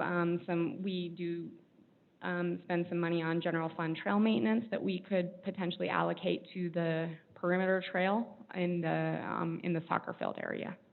Now, hold it, this is out of the general fund, so we've been allocated that money to go in for maintenance of the trails. What you're saying is we could allocate the fund now to come to put in the trails. To go here. We could, again, because we're also can use some of that quarter-cent money, we've allocated $100,000 towards sidewalks we could reallocate there. So again, options for you, council. We're not saying this is what you should do, because it would impact other things. Essentially, we're not spending money on other things if we use this money this way. But these are areas that you could consider of places to pull money from to fund Mountain Ridge Park. The idea was to identify every single penny, dime, everything that we could scrape together. So every single penny, dime scraped together from our current budget is $250,000 about. So, additionally, there's other potentials that we can't identify right now as to what those dollar costs could be. Erin, can I interrupt you? Yeah, of course. So, on this last page, you said there's about 2.78 million. So in the foundation, and it was kind of donated for this park, And I'm just thinking off the top, because we've got to reorganize and things here now. COVID's kind of coming down, but there's about $6,000 that's been raised for the All Abilities part. And then there's another $15,000 for pickleball courts. So that's another 20 plus, that would put your total up over 3 million. Thank you, that's great to know. Right. Well, and But that's already there, so I think you can kind of, because it was been donated for that. well, and I wasn't sure, that's good to know, Scott, I wasn't sure how much, I knew that some of that foundation, or the pickleball money was tied to the 27 courts, so I didn't know that there was still some there. Well, some of the was refunded, and I think ended up over in Lehigh, to be honest, but, because they asked for their money back. But there's still a good 15,000 for pickleballs that's sitting there, and, because actually a corporation in town donated that for pickleballs in the city. And then last Christmas time, there was a fundraiser in the foundation. There was over $6,000 gathered for the All Abilities Park. So, you're over 3 million, basically, Okay. yeah. How do you get up over 3 million? Well, Yeah, there's about, there's am I adding wrong? 2.6, I just want to make sure I'm There's looking. 2.78, and there's another, Oh, so he's jumping ahead to the slide that says, so when you combine that unallocated revenue and the other revenue there's- sources, there's there's 278? about $22,000 to add on that, so it's about $3 million total if you add to that. Am I adding wrong? You're a decimal point off. So it would be, Oh, yeah, Two I'm off, million, I'm off quite a bit, 780,000. I'm sorry, I wasn't adding I was right. going, Yeah, there's another 20,000 there, So it's okay, whatever. 2.8. 2.8, but we yeah. still do, that's great, so we've got another 21,000 to put towards this. Yeah. So unknown amounts, grants, we definitely have potential for that. And as you, one thing that, Brian Braithwaite brought up to us, as we consider what phases we want to, do first, how we want to do this, one thing, you want to think about what the community wants, but you also want to think about what we have the ability to get grants for. We're probably not going to get a grant to put in soccer fields, but putting in a All Abilities playground is a possibility, or more of a possibility, I should say. So we have to be strategic about what, I would encourage us to be strategic about what we spend city funds for versus what we try to get grants and fundraising, with. When we talk about fundraising, while staff wants to be a part of it, we don't feel like we should be the driving force. We would, ask maybe a committee with council members, the Park Commission Foundation. I'm not sure how that would work, but we certainly would need outside help, outside of staff, for a fundraising push. In addition, what Brian was talking about with a public-private partnership, something with soccer fields, where they help to put in the field, but then they have some exclusivity there. Those are options. And then it has been brought up that we could use reserves to pay for this park. That's not something staff would recommend, but if we did want to use some of that, we could do that. Do we have any impact fee money? Most of our impact, well, do you want to speak to that? That's something we'll take a look at there, but the impact fee there is servicing debt on the bonds, for the most part. you said all impact fees going to the bond. We're taking a look at that more closely, but I believe that most of the impact fee is servicing down the bond right now. So are you gonna go, as you talk about the different funding sources, Brian Braithwaite here, I know had looked at that when we were looking at the park before, so grants, fundraising, how, I'd be interested really to find out how successful we would be possibly in fundraising. Scott, you mentioned we had one business donate. It appears a lot of the other money was tied to more of a competition pickleball. Now, one business donated $10,000 for pickleball courts, and there's another $5,000 in there. How much did you have to refund because it wasn't did we get another $40,000? Well, one donation of around $15,000 actually was moved over to the pavilion in Spring Creek. Oh, okay. Yeah, and then, there was requests for about maybe $2,000 to be returned as well. I'm just trying to think, because I did read about the All Abilities Park down in Spanish Fork. They mentioned they got grants, they got a lot of donations. They actually mentioned most of All the Abilities Park was paid out, not as part of city funds, and that was something that really piqued my interest, going, okay, it appears this All Abilities Park might be something we, that's gonna be, like you said, might be easier to fundraise, where the soccer fields, you're going, okay, that's gonna be harder to find people, but yet you might have a private partnership there. Who knows? You might have some on the pickleball courts, if you can put a little logo or little names on the corners, they might be willing to donate X dollars to have I might be willing to put a BYU on one side and someone could pay to put Utah on the other side. Now, if they don't, I'll just pay for BYU, but. Or both BYU. Maybe you can get a Navy guy to put in a. Get Navy or Utah State, maybe there's Utah State. So when we look at what we can identify right now, we've got about $2.78 million in city funds, if you wanted to throw everything in, Mayor and Council. Okay, so, sorry, go ahead, Mayor. You mentioned that, from a fundraising or a more proactive approach to finding money, that you would need a council member to help drive that. So Scott would likely represent that foundation. Is there anyone else that would want to help on council? Mayor, would you mind if I ask Brian Braithwaite, since when he's on the council, that's kind of something he did? I'm not saying asking him to do it. Brian, how successful, how hard was it to try to fundraise? I mean, is this something, where maybe it's something we could take offline to say, hey, this is where success can be found, where, things that way? Finding passion is what really drives this. I mean, your comment about BYU, that's a passion you have. In Spanish Fork, they had 35 families that they reached out to who contributed as part of the design and part of the fundraising for that particular All Abilities Court.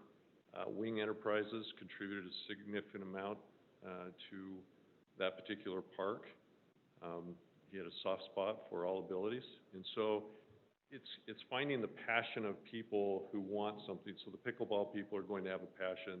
All Abilities is going to have a certain passion, and then soccer has a passion. So the idea here is to help drive for those kinds of things.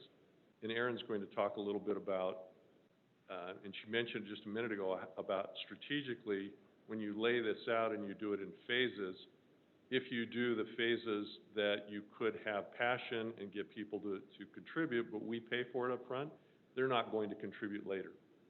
So the discussion is really, what pieces do we want to spend $2.78 million for now, and then go out and try to get the grants and try to get the fundraising and do those in a separate phase so we have time. One of the key elements that people were holding back on some of the fundraising was, we don't want to contribute money until we know for sure that this is really going to happen. When you create an environment where it's clearly moving forward, then everybody starts getting excited because they can see that their money is being contributed. So it's that concept that you need to be thinking about as Erin talks about this next piece.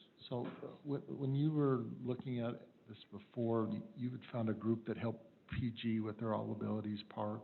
Yes. And was that somebody that specializes in getting funding for? Part of it had to do with the founder of Novell, not the founder, one of the key individuals of Novell, Ray Norda, had originally put money into it. He has a fund, a foundation that contributes that. They had some family members that were engaged in that kind of stuff, personal interest in it, and were willing to contribute into those kinds of things. So there are community people that would rally around and bring those individuals in to help pay for that. So those people still exist. Those passions exist, not only there, but also in Highland. So a lot of times they like to have the community contribute a certain amount and they match it. And so it's kind of a team effort. So I've always felt All Abilities, I know we have Courage Rings here, so then we also have the special needs, I think the Church of Jesus Christ of Latter-day Saints has a special needs mutual that's been meeting just right down the street where we're at. I mean, I'm just saying, I think there's some inertia that we might be able to pull in from saying, hey, we, as a community, we value this. We have the developmental center that is, we value wanting to try to look for something that those that need a null abilities would be an area. So I think we can paint a really pretty good picture. I think there's those that are sensitive here in the community. To be honest, I think that would be something that'd be fairly, that would, but It's easier. Yeah. And grants, as Aaron stated earlier, grants follow the same thing.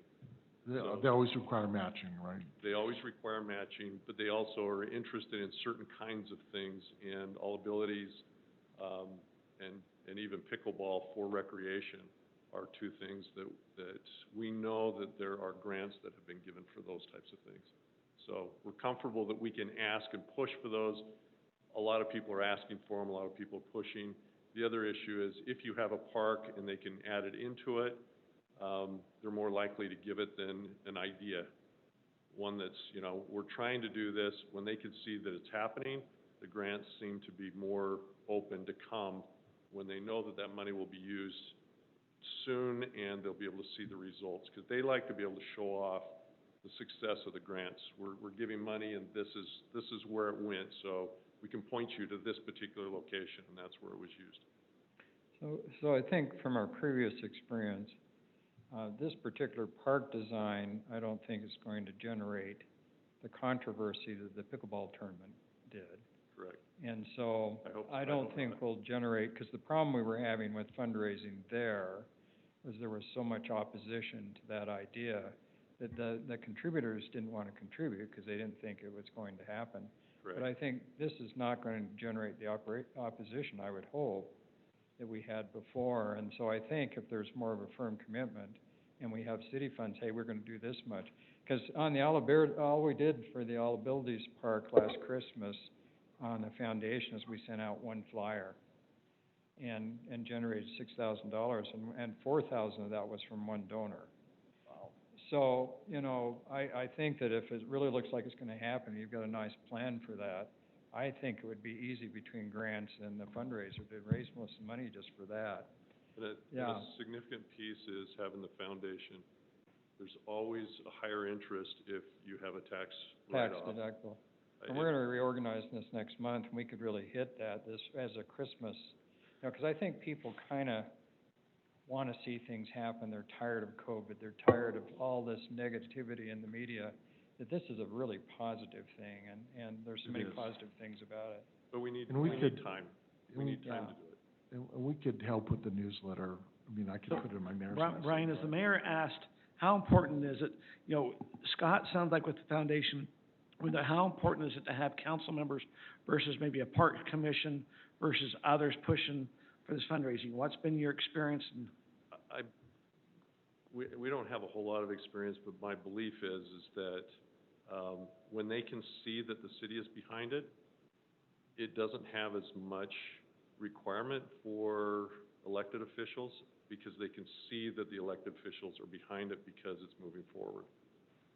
So it's always good to have somebody to rub shoulders with that's important in the city. So a mayor or a council member is always nice to have in there.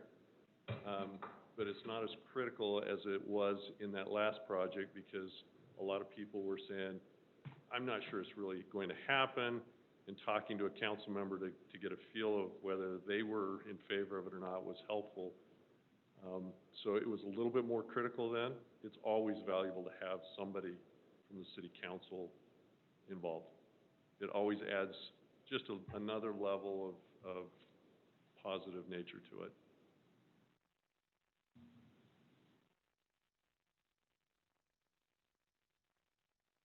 Excuse me, to kind of put a bow on the financing discussion, I put together a table to kind of help you identify, again, looking at the different amenities and how can we pay for them. So the TBD means we need council, your direction there of city funds, or if we're going to look for fundraising opportunities, that kind of a thing. So in terms of things like construction bidding in the plans, whereas the site improvements we can pay for with enterprise funds, B&C funds, things like that. Parking, playground, pickleball courts, we need to identify some funding. Fields, we can probably use we can get part of our funding from current existing city funds, but ultimately, there's about a little over $5 million that we still need to assign out, if you look at the full $5.5 million price tag. We have about $2.5 million, that if we threw every penny, nickel, and dime at it, which leaves us a $2.6 million gap. So we have about half of the money we need to be able to make this park happen. But a lot to be made up, whether, like we said, future phases, grants, things like that, to make up. So trying to bring us back to where we were at, council, we need some input from you as to how you want us to look at focused on phasing, prioritization of that elements, and then what funding sources are you comfortable with staff using So to put this plan together? So let's look at your funding. You're coming up with about 2.8 with the foundation money. I would be nervous in pulling out funding out of the general fund for trail maintenance. We hear from several of our residents, it appears as a council, we really wanted to kind of focus on getting some of our trails taken care of. So I think we got to be careful now taking a back step, saying, hey, we're going to pull that money and we're not going to take care of trails. It appears that that's an area, at least for me as one councilor, I want to focus to see if we can kind of take care of some of these trail issues. As we look at your enterprise funds, your BNC, I think, you know, your improvement where you have down here the 76,000 seems reasonable to go for the 10,400 with the curb and gutter. Now the 27.6, is that what we have left over this year after doing, and I'm talking from last year, the 200,000, or? We No, split, that's just the bill for the sidewalk along 10,400 north. so we agreed with that 100,000. quarter cent money to split half of it Right. between trails and sidewalks. I And so think this this- would allocate a portion of the sidewalk. I'm okay with that, because I think that's what that quarter cent tax was kind of meant for, so I can see, using the money there. Other funding sources, the one you have down here is the street tree account. Was that meant to go forth and replace some of the trees in along some of our open space, along, you know, parks, or where? Way back when, Brian's laughing at this one too. Way back when, it used to be that, developers had installed 2 street trees per house, then it became a street tree fee, and then it became, what do we do with this money? And we looked at, this is back in 2010, and then we looked at 4 or 5 different programs, and we could never really make it work, where people could get vouchers, and then you turned into, well, what if they're not the original homeowner? And it just became a challenge of how to implement that, and it just kind of sat there. We don't know what to do with it, so we figured, hey, wait a minute. So we're not collecting that. We've stopped collecting that. It's old. We haven't collected that since 2010, 11. And it's been, what do we do with this? And we figured, hey, wait a minute. So if we need trees replaced in some of our areas that are open space or along our roadways, where do we get those trees, or do we just not replace them? They come out of different funding, Do we have the funding for it? in different areas. Usually we use leftover trees from the tree sale, that kind of thing. I don't know exactly. Do you know where that comes out, Todd, off the top of your head? But it doesn't come out of this. I just want to make sure, because I have heard comments where, hey, I've got dead trees along my, my So- park area, and So this would be for your, if you had a new subdivision, going in and you were building a house, this would be in your park strip. That's what these were for. So we didn't know what to do with it. It's kind of sitting there, and, we figured it'd be good use. It was for public trees, it'd be good use in a park. I have a question. So, and this might be because I'm new and I haven't been through the process before, but this is something that always confuses me, I guess, because we talk a lot about how our parks or our trails, we have some maintenance problems, or we need like the yellow weed sprayed or whatever, and there's not enough staff and there's not enough money to do it. And then when I come here and then I see that there's $95,000 in a street tree account, I guess I sometimes just have a hard time knowing when you can move money around or spend it where. Or like last summer when we ended up spending money on an outside company to do the medians. So I guess that's one question, is just I guess I don't understand exactly how that works. And then my other, I guess, comment would just be about the sale of the open space, that money, because I know that when the tennis courts were approved for that $110,000 last year, that I remember those meetings and I remember those neighbors coming in and very specifically saying that that money was collected from us for our neighborhood, and so we're gonna put that in here. So I just feel like,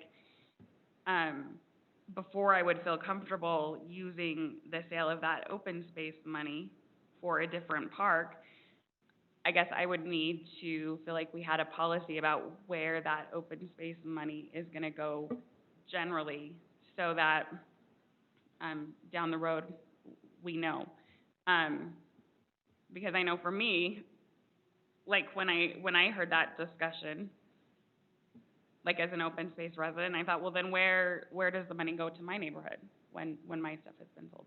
So I guess those would be my two kind of questions about it. Yeah. And Brittany brings up some valid concerns there, because there has been quite a bit of discussion in the past of when you sell open space, the fund should stay in open space neighborhoods. But I kind of lean towards that concept. But up on the 1.4 million, you know, there was some commitment made that, well, only 60% would be used for Mountain Ridge. I'm not sure why all 1.4 million can't be used for Mountain Ridge.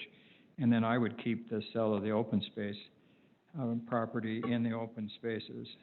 Because I think the 60% or the 40% was talking about putting that in Beacon Hill Park, which is an open space park. So it's kind of just moving funds from one area to the other.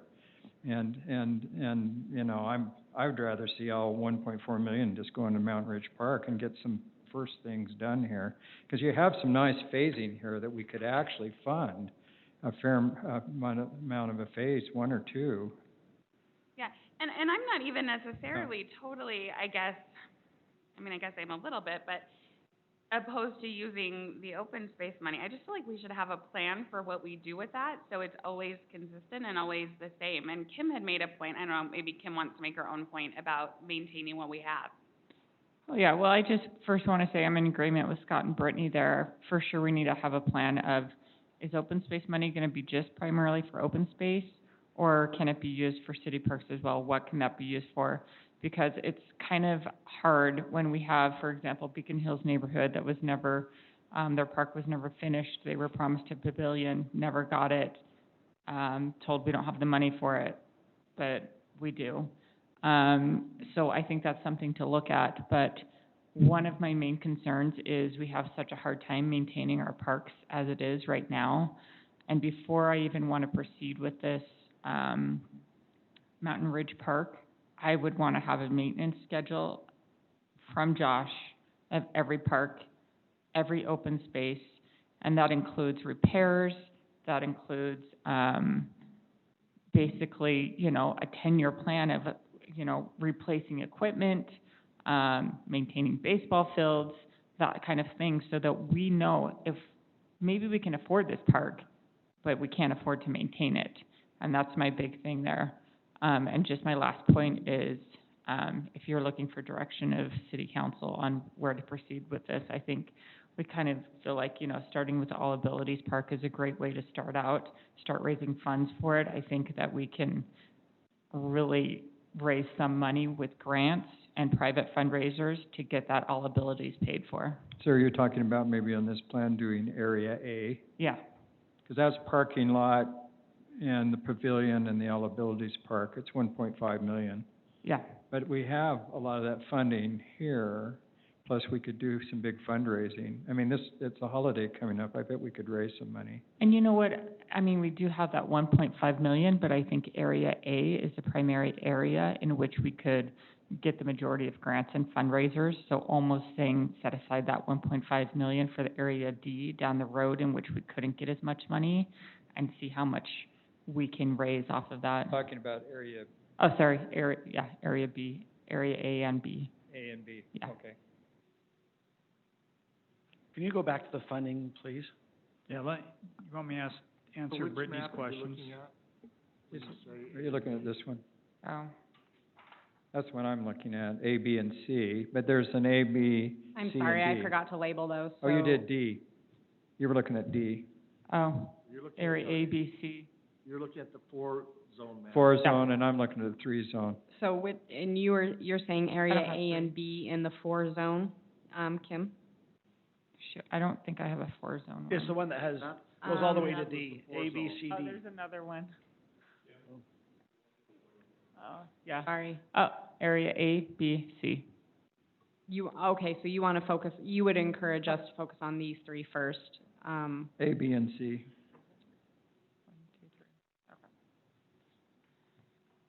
And that's basically the front end of the park. Yeah.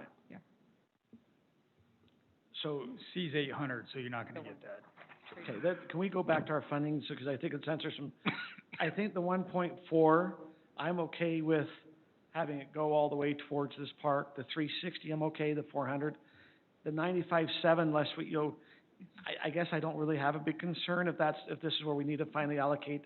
The 275 for open space, from being on the council, I've heard it where it's supposed to stay in open space. I've heard it talked about it's not supposed to stay in open space. I know, Brittany, you brought up, the people who came in said, well, hey, we paid this money there at the Canterbury Circle. When I voted, it wasn't really because they donated there. We saw that we had a need, at least for me, that park had a lot of cracks in it. The cement was almost becoming unusable. However, this 275 for open space, I think we're gonna have some other needs in parks, if it be with some playground replacements and some others. And so I think we've got to be careful, it appears as the council, we're not quite sure what to do with that 275. So I'd pull it out of the Mountain Ridge Park funding until there could be some decisions done on what to do with that. What's the next page, if we can? while you guys, just on the topic of open space, one thing I wanna, have council think about, and I agree, it would be good to have plan for the money. I think, there's a lot of assumptions out there. There were a lot of things said about this money will go one way or the other, but to our knowledge, there's not a vote that says this is what's going to happen with the money. I don't remember. But ever- each council can change that vote. Absolutely. And one Yeah. thing to consider too is, does it make sense to keep it in the neighborhood, or does it make sense to use the money in the best way possible, right? Diversify it throughout the city. Like, so for example, Canterbury Circle, we've sold $255,000. We have about another, after you take out the sports court, there's another $100,000 at Canterbury Circle.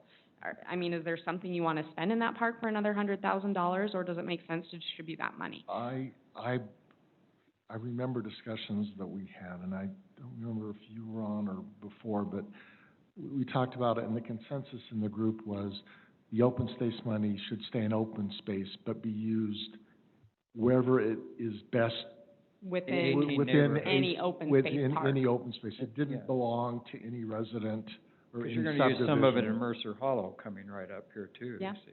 Yeah, so that's, You got 18 neighborhoods, Right. many parks.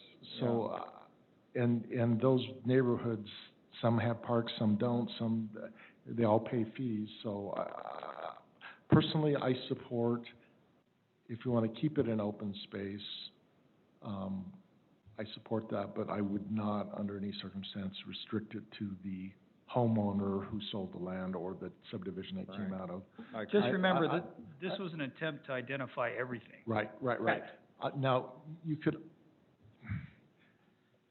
the Mountain Ridge Park area is quasi-open space because somebody got a density bonus for yeah, that's right. selling us Right. land That is at an kinda- exorbitant price. So how they got that density It bonus? was I on the don't know. next generation beyond open space, yeah.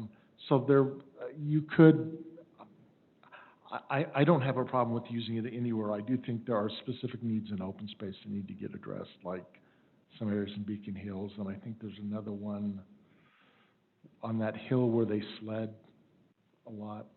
Over by your house. Highland over- Hills. Yeah, Yeah, in Highland that Hills. area, there's another park that maybe could They use could maybe use a something. pavilion or something that way. So there was also, and we'll give it, Kim, you brought up a comment about Beacon Hills was never finished. I've asked several times about, was Beacon Hills Park finished and it appears to be which residents we talked to. Oh, yes. If I talked to Tim Irwin, we brought it up, I think it was even when Brian was in the council, I brought it up as a question, I says, what was committed up there to Beacon Hills and what still needs to be done? It was the consensus of the council at the time that it was completed for what was, now, that doesn't mean that there shouldn't be restrooms, which we're putting in, doesn't mean we shouldn't consider maybe a pavilion, but I think you even read some of the Facebook where people didn't want pavilions, they didn't want bathrooms, they didn't want anything to come in. You know, and there's some trails up there. So coming through the funding here, the only funding on this page here that I would be concerned using towards parks is the $70,000. Now, I also want to make sure is that 0.25% sales tax, that we're keeping 100,000 of that to still go towards trail maintenance. Because I think going back to what Kim, we have two problems. We're looking to use capital to build here, and then we have a maintenance issue with our parks. So if we go and improve this park, with what you were saying, Kim, I'd like to kind of know what we're committing to funding. Is this going to take an extra 60 or 100,000 a year to maintain? Because if we don't have that as a source, we're just stealing it from other sources, which we're already doing a poor job from. I think that's what you were talking about, correct? Yep. Yeah. And so that would be, I think that's where we have to kind of go big picture. Yes. So as you look at areas, I think, the area A is something we're not going to be able to fundraise on, which is the parking lot. Area B, I think all the buildings would probably be something you could fundraise. I'm not sure if someone wants to maybe donate for some toilet seats in the bathroom, but I think we'll have a hard time raising money there. Maybe a pavilion, you got some pavilions, we might be able to get money in all abilities. Area C appears to be an area that is somewhat a lot of our residents are interested in. And that might be, and then your area D, Brian Braithwaite brought up, maybe we consider one field till we take a time period that we allocate to get some funding from, but we leave the other two, but we have one field where we can get it in. And if you're looking at your map, that would be on your map with 3 areas.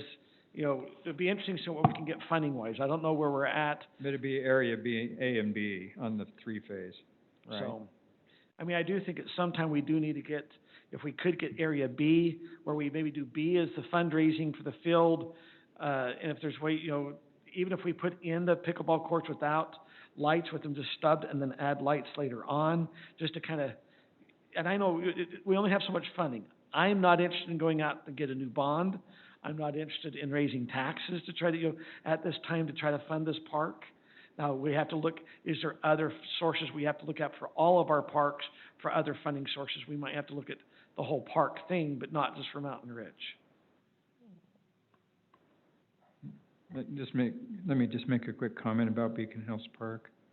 Originally, when that park was designed, and Councilman Braithwaite can probably remember this, but I think there were 4 or 5 phases, and I think what's been developed is phase 1.5. So there were several other things in there's a master plan for that park in the files. And so there is other phases that haven't been completed. And I can share that with council if you'd like. We've got that. Yeah. I think that'd be important, because that's one of our other bigger parks. How many acres is that Beacon Hills Park? Is it 40 acres? There maybe only improved, maybe there's 7 acres improved, but we have a lot of open scrub up there, or? Todd's guesstimating 20 acres. Total, 20 acres total. How much would be improved with grass? 10 acres. Oh, really? And we allocated some money for a bathroom. I know there was, but like you said, Scott, I do think that that's a park that we need, there's some parks, but our problem is we're also getting some aging playground equipment in some of the other areas we might have to look at. Well, there's never enough money, that's for sure. There never is. So to try and answer questions and move on, because I've taken more time than I was allotted. So I feel like what I'm hearing from council is, again, I've heard mostly from a couple of you, but so tell me if I'm wrong or others want a different direction. You're not comfortable using the general fund trail maintenance money or the sale of open space property money.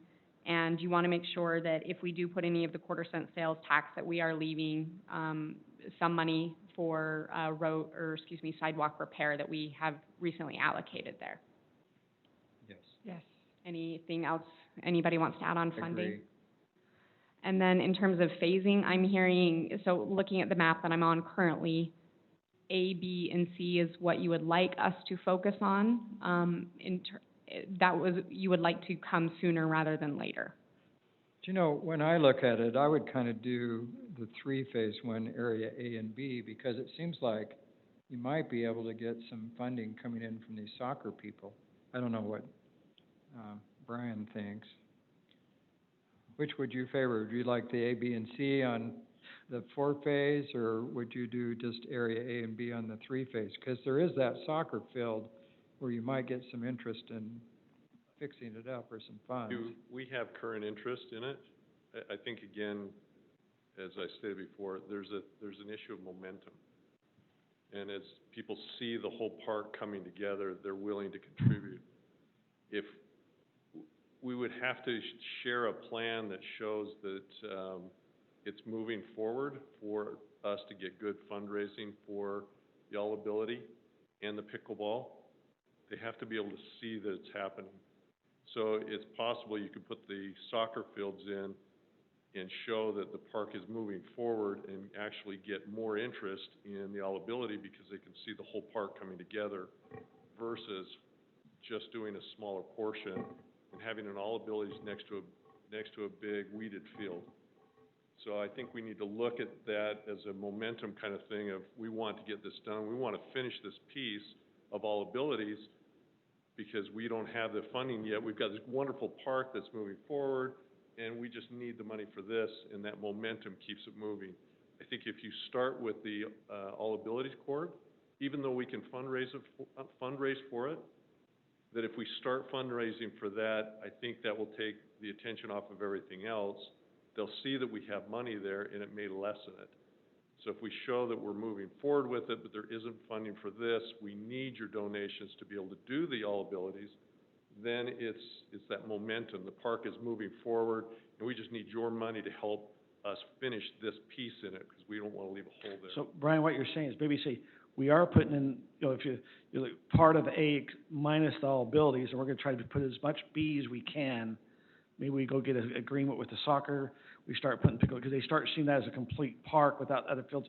One concern I would have, and I'm just looking, if we say, okay, for Area C to get done, it's gonna take another $1 million, or 1.2 or 1.5, but yet as a council, we don't forecast that happening for 10 years. We might be better just to go do an agreement to get that in, even though it's tied up for 10 years, because we don't have a funding source for 10 years. You know what I mean? I'm going, Exactly. if we're so far out on actually getting it complete, we're better start day one and start moving towards that to have it look green and a nice park versus just an open field. But that's. So are you And talking don't- about doing all phases at once then? No, but to do them in a way that drives interest in being able to complete others. So we could leave, the drawing here that you see in A, B, and C, that's just an example of how it can be broken up. You could take the C and the B and have two of those fields and have weeds on the far end. Over by the neighbors. Over by the neighbors and have one field that's weeds, but it has access. And then you leave maybe the park that's next to the All-Ability, or the area, the grass that's there, leave that vacant as well, and kind of just almost split it in half or 2/3, have all that done, and then come in and do the other piece. But it's really the momentum. It's having it big enough that people can see the vision, they're excited about the vision, and they start moving forward with it. So this is just to help see that we can do it in chunks, and however much money we have in chunks, we're talking about, you give us the direction, and we'll try to put money toward those chunks so that you can see how it would lay out, but we don't know what the funding is. And so you guys need to say, this is how much we're willing to do.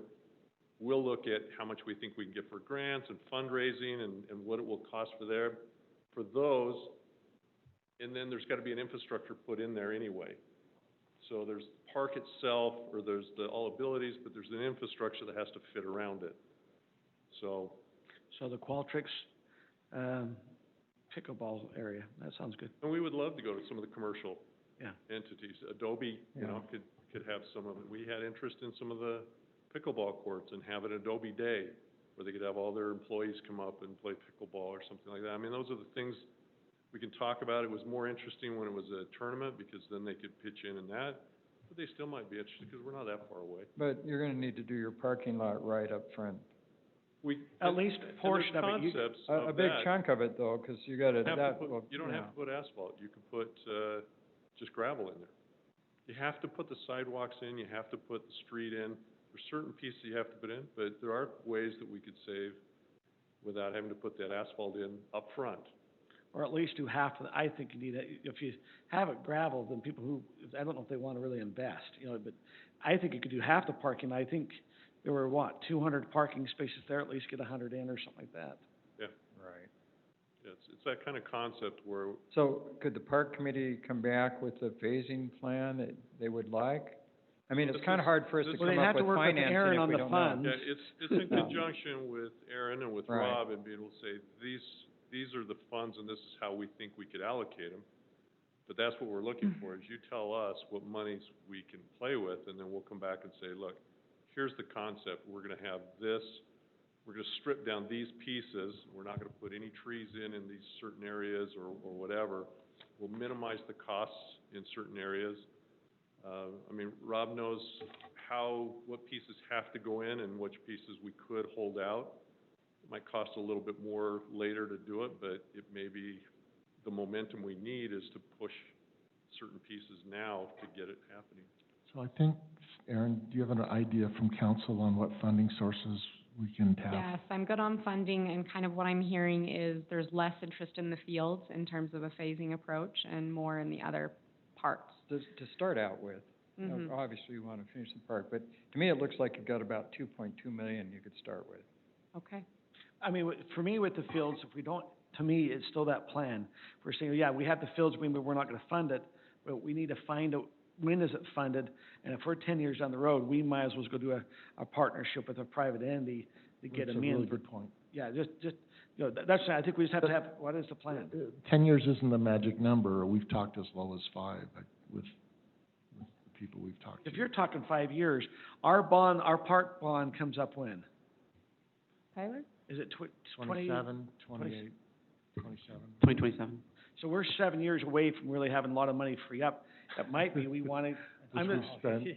You've spent that, well, let me rephrase that. That park bond, that free up money has been spent 45 times over already, okay. so. So guys, as a council, we've gotta be aware of that. When's our next cash event to be able to put the fields in? And we just gotta think about that in the future, because if not, we're better to do something now, even though we might take some repercussions, just educating. Guys, we did this to get the fields in, but we've had to do it a different way, because we're not raising taxes, or we haven't went to go get another I'm bond. not raising taxes as much. I Yeah. think that's, So Rob, do we Towards need to this situation. go do construction plans? When do we need to do those? Construction plans, timing, when do you need?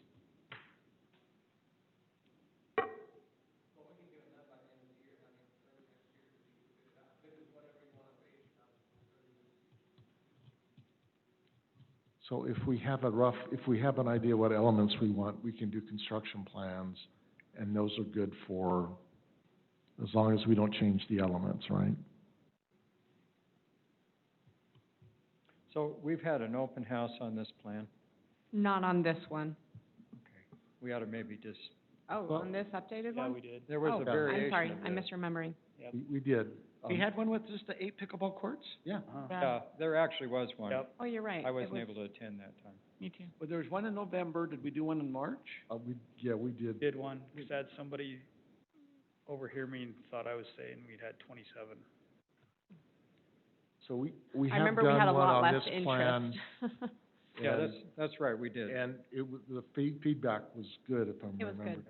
correctly. So, It was much more benign We than argued when we had about- 27. yes. Why sure. didn't we have 27? Okay. Somebody argued about that too. All right, we will, I think I've got enough to move forward. And, okay. So we have 40 minutes on our next agenda item. Thank you, Rob. Drive safe. Before we start the Brian. next agenda item, can I just make one comment? Yes, distribute the cookies. And I've got the cookies to distribute here too. Individually packaged and freshly made. Thank you, Scott. So I just want one, you know, the city staff is busy doing a lot of projects now, and they deal with a lot of flack. I mean, it's hard when you're constructing and a lot of complaints, and probably a lot more complaints than praise. But I just wanted to tell Todd and the city staff that I had a resident who's been very critical of Highland, who is thrilled to death, called me and said, "The part you fixed in 9600 is amazing." She was so happy. So I just want to let you know that there are some happy citizens with the road repairs. And that goes for the people that were courageous enough to put in the road fee.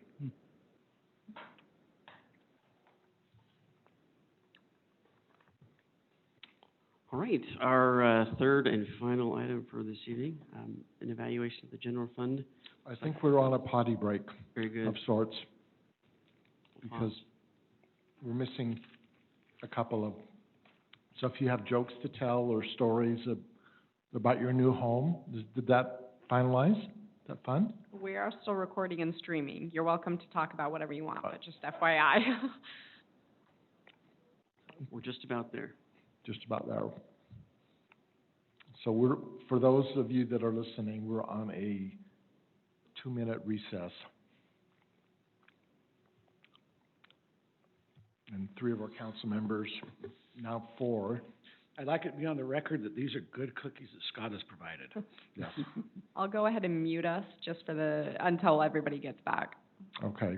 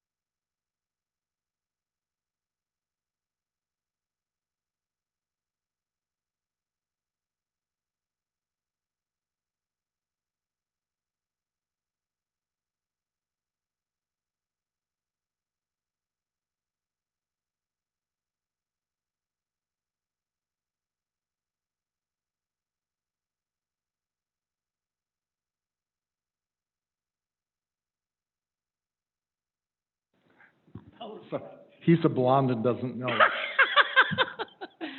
Mayor and council, we are back. Maybe we gotta elevate it to be able to evaluate it. Very good. Thank you very much. Tyler Barr here, your finance director, evaluating the general fund. Thanks, Kurt. Appreciate that lead in. By way of conversation and brief background on some elements that we've looked at here, brief history. There we go.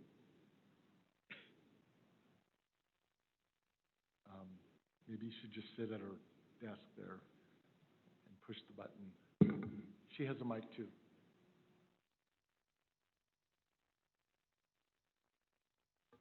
Alrighty.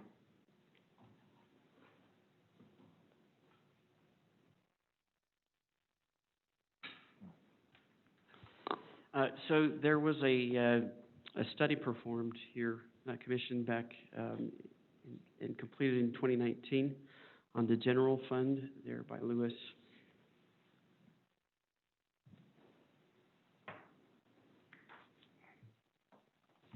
It's a long name. Lewis, Young, Robertson, and Birmingham, and covered the time period of fiscal year 19 through 23. The focus was projecting where reserves or the ending balance each year would be for the general fund. So that study, based on a number of assumptions, projected reserves being exhausted partway through 2022, and then ending fiscal year 23 with a negative balance, negative general fund unrestricted balance of almost $1.9 million, or negative 20% considering annual revenues. Also presented 5 different scenarios to address that projected shortfall. So discussing reserves briefly, and that's governed by the Utah Municipal Code, and there are requirements that the city maintain ending balances between a minimum of 5% and a maximum of 25% of annual general fund revenues. So in terms of dollar amounts, that's roughly $500,000 to $2.5 million. They're based on annual revenues of roughly $10 million. Put that in context of operations. 25% of annual general fund revenues is roughly 3 months of operations. A few considerations and assumptions that went into that study. Revenue growth was projected conservatively, there at 4% and 3% for sales tax and franchise tax. Annual expenditure growth was projected at roughly 4%. And then there were a number of operational maintenance and capital improvement needs. I'm sorry, that's cut off there, of roughly $1.5 million, just over 1.4. So we do not budget to, the city council doesn't consider that plan necessarily and budget just based on that study. But here's the representation of year over year, the anticipated fund balance. Again, ending there in fiscal year 23 in the whole $1.9 million roughly, or negative 20%. Consider how actual performance has played out. Here, the first 2 years that are represented are actual figures. FY 18 and 19 there were at 24%. If projections, or excuse me, if budgeted amounts play out for fiscal year 20, which has ended, but we have not yet closed that out, and then FY 21, which was approved back in June, we would end around 21%. So Tyler, just make sure, so above was what was projected. Correct. So we projected this last fiscal year to only be at 16%, but we believe we're coming in at 21. Correct. We projected for 2021, we were going to be only at 5, but now we're projecting at 21%. So there was if you remember a 2 years ago, there was a general fund study done that made a projection, and he's now just comparing actuals to that projection. So I don't think we've used that per se in our budgeting, but that was out there, and it's gone down a little bit, but not nearly as much as. And that's with COVID-19 projections too, right? I mean, originally, when we went into the budget issues with COVID-19, we were worried about sales tax going down dramatically. In the first 2 or 3 months, it's actually up. Correct. So, I mean, it's really, we tend to budget very conservatively here, or have done in the past. Which is awesome. Which is good. So Tyler, does the money, the 2021, does that have we've waited to do any merit increases? Does that budget number have the merit increases in it? I'll have to double check on that for you, but I believe so. No. I believe so. You believe it does, okay. Yeah, because if you remember, we left the budget as is and said we would wait until the first quarter to make a decision there. So, a number of variables, of course, we said the projected fund balance, that's not set in stone. Council doesn't say, hey, we're going to budget by this very strictly for the next 5 years. It's a snapshot in time. So, some variables that change, of course. We saw revenue not just more than what we had projected, but exceptionally higher than what was projected. Factors such as acceleration of development coming down the pipeline. There's conversations going on at the legislature and other interest groups regarding the assessment of fees versus taxes, and how that might play out. We're likely to see some activity at the legislature coming up here the next session on that. Yeah, and that, just as an FYI, that is right now trending negative to us on the ability for fees. There's a court case, depending on how that judge rules, that could affect stuff, but there are legislators and Libertas and John Dougal who would really like to eliminate the ability for cities to levy fees against anything but what can be measured. Utilities and things. Right, yeah, and even then, even the utilities, you've got storm drain, which is, anyway. Hard to measure. Hard to measure. Sewer, Yeah. you can quasi-measure it, but anyway, I think they're being unreasonable, personally, but that's just where it is right now. Do we not Doesn't have mean any- you can't change. Since you brought up, is there any legislators that are favorable to our position that we need to, is there some legislation that we can get with some legislators to kind of help push that? The league is working on that. Brady Brammer is not favorable for us. Okay, that's important to know. Can I Yes. make a suggestion? Can we have a detailed conversation about that specific issue? That's what I was later? gonna bring up. I think we need to discuss that, because that could be a Yes. really big effect for us as a city. Yeah, and Because there's a lot of moving parts to that one. And they change from week Yes. to week, so that's just where we're at. But I think we need to get ahead of it, because we gotta start getting with legislators. And so if we could, Nathan, I don't know if it needs to be. The league is working on that as we speak, so Okay. they've got a committee formed in our. And I actually sent things to the league, just saying that I'd like to be on the road thing and the transportation. They said they'd get back with me. That was 2 months ago. So and I understand it's been the summer, but, because I mentioned I would have liked to have been involved to make sure I know what was going on there, so. Thank you. Great conversation, comments. Building permit fees, we're approaching build-out. That'll be somewhat of a revenue change there for the city. Have you done any projections of if we add so we have 700 units coming from Boyer, we've got 70 that are being proposed over here by Reinhardt, we have Apple Creek, is there some projections on how those building permit fees might help our general fund or hurt it, how it might, have you guys looked at projections that way too? That's something that's coming up. We've been working, yes. They're working on it, but that's one that it's not souped yet on those. Public safety, if you look back to when this study was commissioned, the departure of Cedar Hills was not envisioned.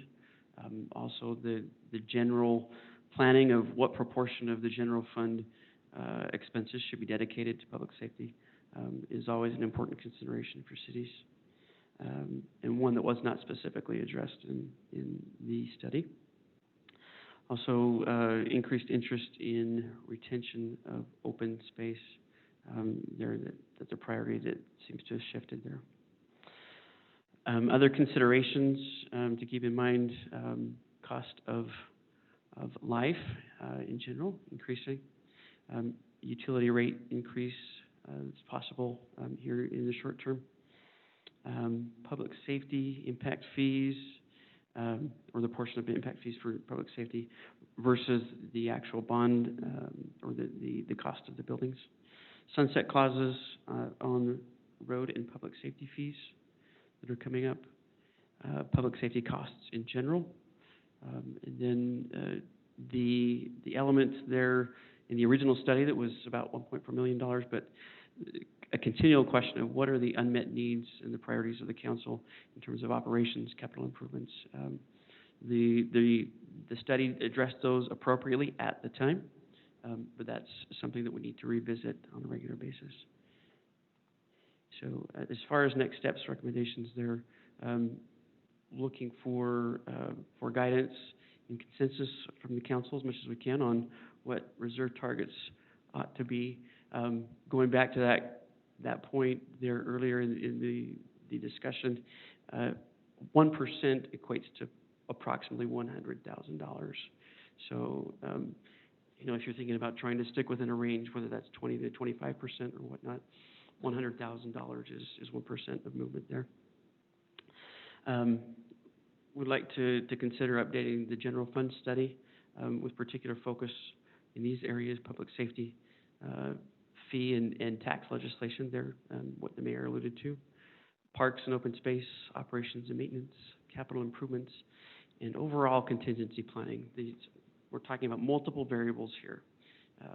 For us to update one of those, such as revenue, that's fairly simple, but we would like to have outside help in coming up with what does the overall picture look like when you mesh those together. What does the shock look like if we have multiple things decline or multiple things increase? What does that combination look like?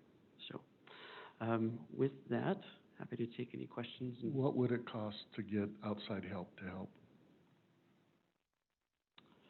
That's a good question. I'm going to ask for it. You should have a number. Need to look at that for you. Okay. So I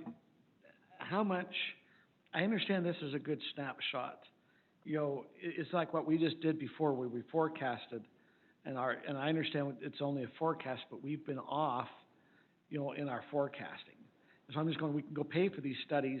How much is it really? I understand on specific enterprise fees and things that way, but going and doing some of these studies, how much has it benefited, and what decisions has helped the council? So if we went to spend $30,000 or $40,000, how has that helped the council in the future, and what decisions were made based off those decisions that helped the city versus just it's a feel-good spending $40,000, just kind of doing an overall look. You know what I mean? Has it been money well spent? Mm-hmm. Absolutely, and as those assumptions change, it has to be updated, right? So the value is primarily here and now. What decisions do we need to make as far as our current spending and setting that up for the future? If we're looking for that to be 5 years down the road, that we're going to have a plan that we were able to follow 100%, I don't think that would be the reality. But it does give us a very good direction right now when we're saying what do we need to be spending the city's funds on. So one thing that wasn't reflected in that initial plan where we were negative by 2022 was, I don't think the public safety fee was in that. So we passed that, which, had we not passed that, it would have put a big dent in our budget. Well, it killed us, but yeah. I mean, you have, we'd have had to take out our reserves at a pretty high rate. you have to remember is when it says negative, that assumed we implemented every operational and maintenance that we identified and every capital expenditure that we identified. And we deferred we passed the And public we've done safety some of government. that, we've done like 2 snow plows, we've done, some trail maintenance, we've done, some of those expenditures. We deferred others, so did Well, what's But we haven't interesting, done it all. you bring up the snow plows. Right. This is what I've seen, or it appears like we had some sales of, was it 360 for the Patterson warehouses? 400,000 out of the Lehigh. It appears we have these little sales that happen every now and then, or some event, that's what the city's tapped in for some of these improvements. Some of it, yeah. So as you kind of go through, that's when I'm going, as we keep going through, it just kind of appears that there's different events that kind of help us along the way. Scott, if we always remember, it appears our budget that we always allocate each year, at least while I've been, it's always come under. And so we've always kind of forecasted a little higher. Well, it's good to be conservative, but Yeah. at the same time, we've had some positive things, like $1.3 million of care money. I agree. I mean, we thought COVID was gonna hurt us bad. In the end, it's kind of benefited us in some ways. I mean, we've got new trucks and new bathrooms and all this stuff that we could have not done anytime soon. So, I don't know, it's hard to predict. So, I think you can hire a lot of studies, but I'm not sure the studies we've done Well, have that's what I'm really trying to say. guided us. That was Yeah. my question. I'm going, it seems to change all the time. When 5 years ago, we didn't know Cedar Hills was leaving. I mean, Right. and so you're forecasting out, that comes back to my question. What decisions were made that helped the city, that we paid for studies? I'm not saying, I think the staff, you guys give us some pretty good information. You're asking for outside study to probably go spend $30,000 to $40,000 to get. How have those outside studies helped us in the specific general fund area? Well, when we did, not the general fund, but when we did the utility rate changes a couple years ago, the studies were. I get the and they were utilities out- because we can nail it down specific. But that was an outside group that helped with that. Well, our first presentation here at the very beginning, that was an outside study that's helped us with the different enterprise funds or things going that way. I'm talking specifically about the general fund study. I don't know if I can point to one thing that we've said, besides saying, okay, we need to take a better look at what some of our long-term, whether it's building maintenance or whether it's capital IT, whether it's stuff like that. You're saying we need a budget better. I mean, Yes. if you look, one of our big things that keeps coming up, we're gonna be having a work session on is parks. We know Yeah. that we're still struggling there. We don't have adequate funds. What's the expectations? What's supposed to be taken care of by open space fee versus not? I mean, there's a lot of conversation that comes that way that then feeds back into the general fund. So I'm gonna dodge a bullet here because Tyler's gonna throw something at me. One of the things we're looking at is if we've gotten better in the last couple of years of projecting revenue. And if you look at sales tax and property tax and things like that, we're gotten better getting closer to our projections. There's a couple of years we're way off, and in the way conservative versus what actuals came in. We've gotten better at that. We're also going through and we're saying, okay, we're looking at our expenses, and did we spend less than what we budgeted, and if so, why? So if, for example, in open space is a good one. If we spent, I'm just gonna pick on one because I know it off the top of my head. If we spent less in fertilizer by $30,000 one year, why did we do that? Well, it may be because the previous year we got a heck of a deal on fertilizer at the end of the year. That kind of thing, right? But you're correct. On our open space, it seemed like there in the year, we always had money when we Yes. couldn't hire enough people. So I'm going, it's not always this, we couldn't get enough help. So, that could be the other thing. Or, in salary and wages in another account. Well, we had a guy that was here for 20 years and he retired. But just taking a look at that kind of thing where we can say, wait a minute, do we have resources that we could be spending that we're not in open space or in parks or in whatever to get projects done that we're not doing? Those are kind of things that we're looking at also without having to do anything dramatic. So we're looking at those kind of things internally also. Well, I mean, here's the fear, and I'll tell you, there's a lot of fear out there in the market. In the last 3 days, our stock market went down. I remember 2 years ago when we were negotiating the sale of the Spring Creek Park property.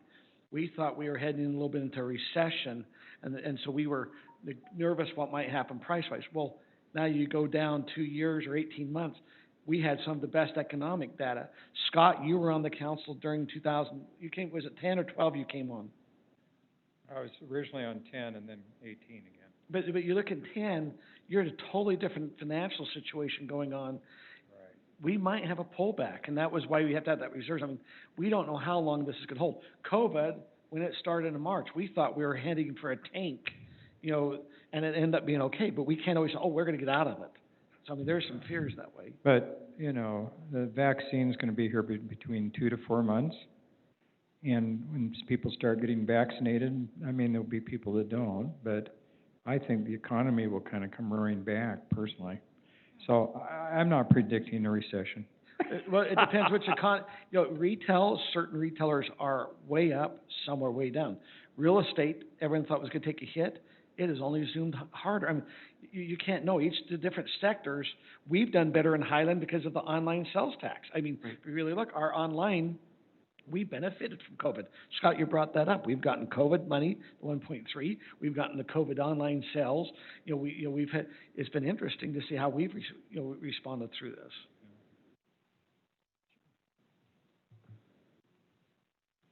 Great comments. Any other questions or comments? So what are your next steps?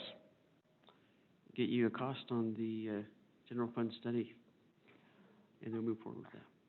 I guess I just want to say something on the general fund study. I mean, we had one a couple years ago, and it was a great study. It showed exactly areas that we need to work on, things that are projected. But if you don't have an action plan with it, then it's just a study.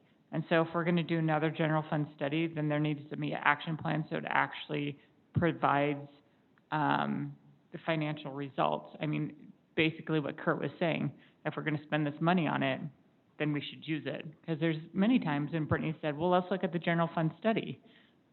When we discuss things, and, you know, if we had just looked at it, then we would have said, this is what we should fund according to the general fund study. Well, if we look, our capital improvements will say we're gonna have to replace some HVAC, maybe some roofing, we got playgrounds, and every council, and we're gonna be the same council. Are you willing to raise taxes to try to get that capital improvement? I mean, where's the funds gonna come? It comes down to, then the council, we look, okay, we know we need to do capital improvements, we know we're short on the park, but how do we find the funding? And that's the decision. And then also, and I'm gonna be honest, I'll be one that will squirm when you ask me to raise taxes. I'll be the first one over here going, I don't think so. You know, I mean, that's been the problem, I think, with the general fund study. We find out what our deficiencies are, but we don't really fund it. So, that's. So how is this study different than the one that I have that's dated January 2019? The Comprehensive Financial Sustainability Plan. This is different than that, or it's the same thing, just, what's different? Same idea, but updating the variables that are part of that study. So different revenue projections, all of these considerations and changing variables that we've outlined here have all changed since that previous study was done in 19. So why couldn't you take that study and plug in all the different variables and come up with your own projection? I mean, do we really have to spend a bunch of money on another study that may be erroneous again? I mean, you can only predict the future so much. I mean, you have a lot of experience on things like this, don't you? Right. That's my understanding. There's so many variables there, and I'm not an actuary, unfortunately. So the number of variables that we're talking about there is pretty complex. And particularly with regard to some economic assumptions, we want to make sure that we have multiple eyes looking at that, so. But you showed us here the previous study was off for general fund reserves by $1.5 million, may even be off more, and yet we've gone through some crises.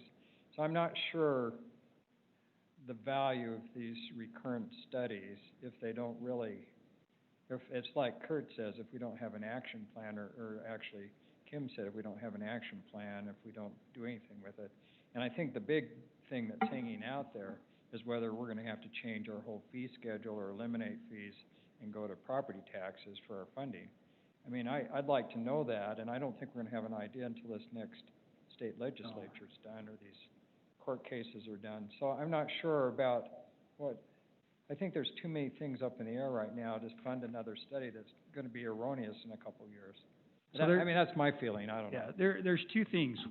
Two things that I think that you ought to consider, and maybe we need to flip, is when we did it previously, when we looked at the capital and the O&M, it was kind of like, well, this is what we think we need, what do you guys think?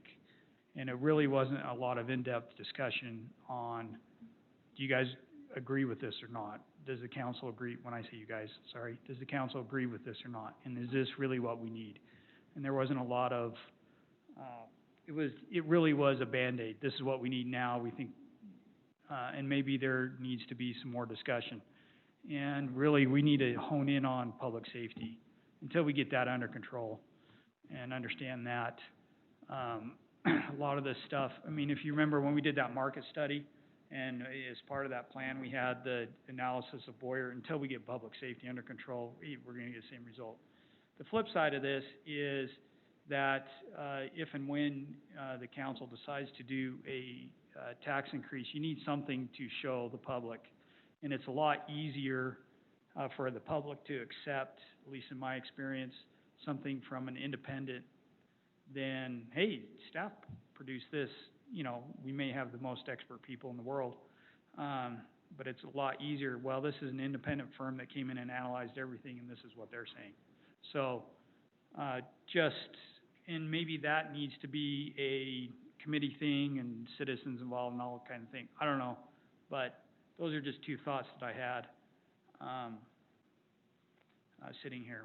Going back to what Scott said, though, I mean, maybe it makes sense to wait and do that after we find out what the legislature does, and if we have to do, you know, taxes versus fees. But then also, I mean, it makes a lot of sense what you said, that we haven't had a lot of in-depth discussion about priorities. So does it make sense to do an update to the general plan before we do an update to this, so that we have a really good idea of what our priorities are and where we want to go?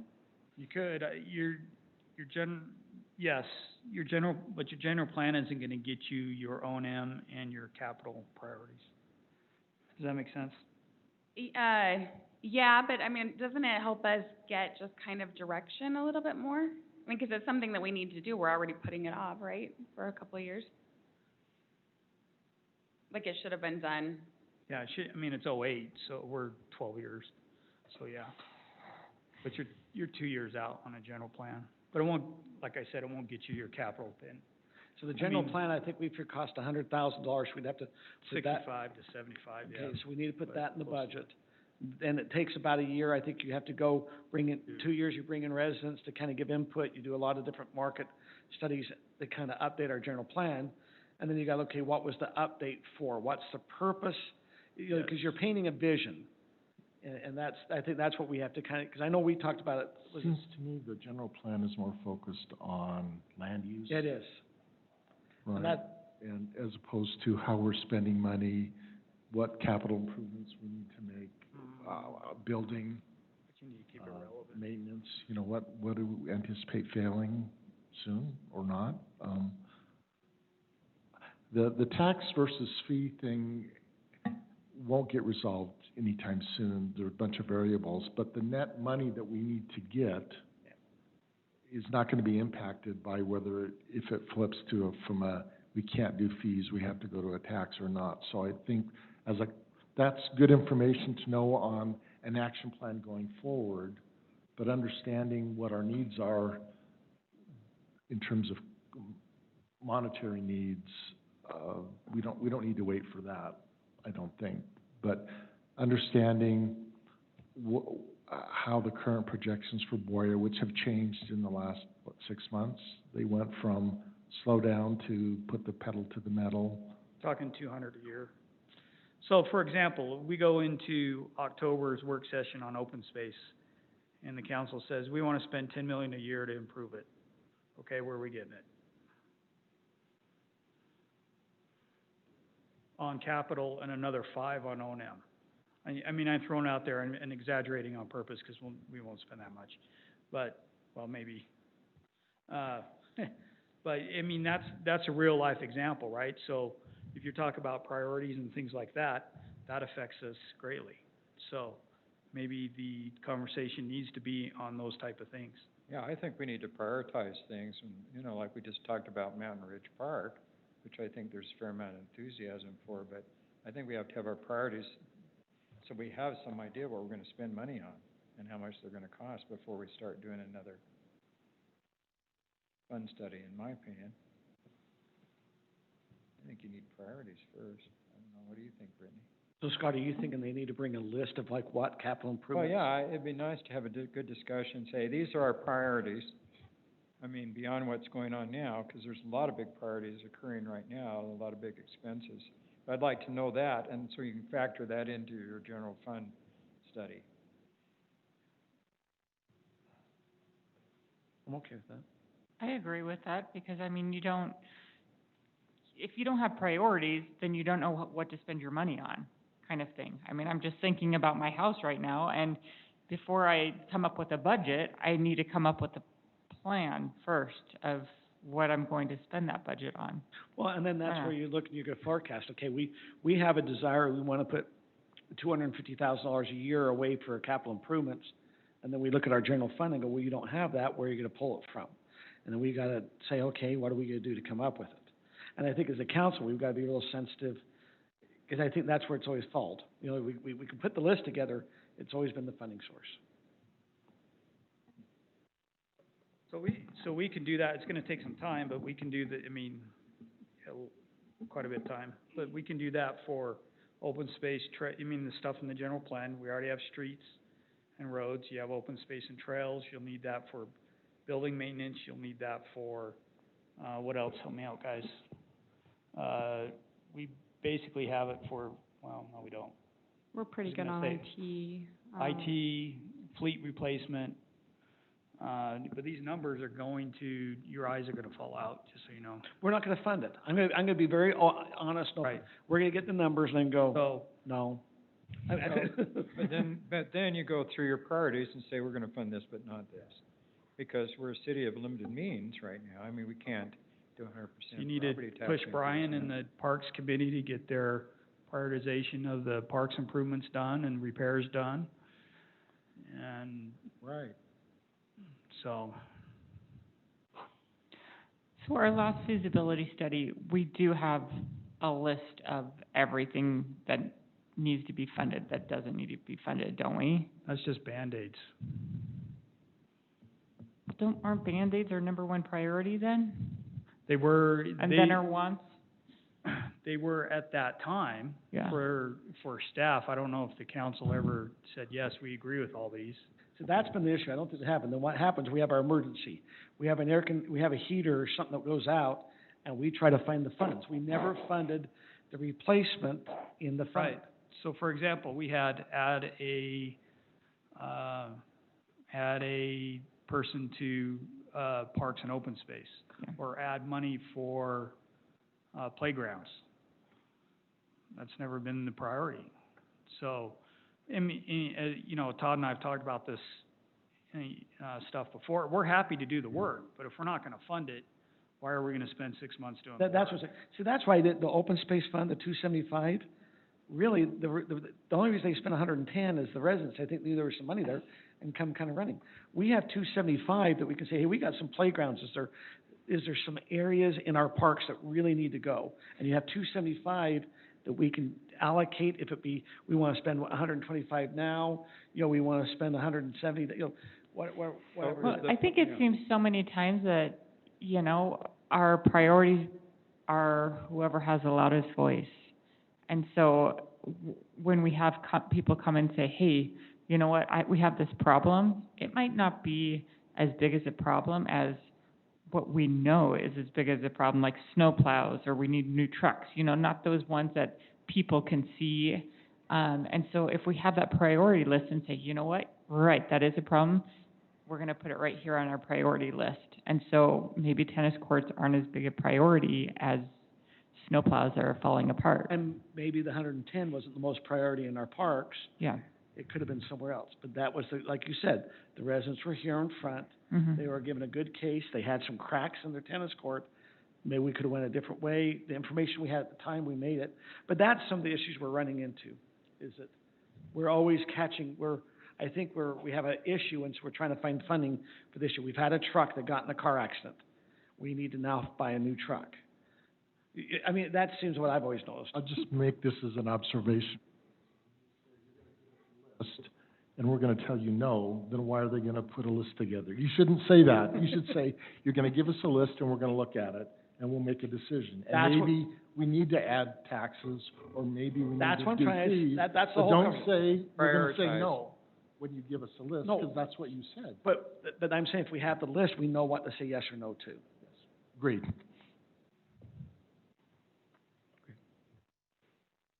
Any other questions or comments? You've got 45 seconds. So what did we agree to? Have them put take the list that was on the previous capital plan, see what needs to be added to it, because there were a lot of things in there.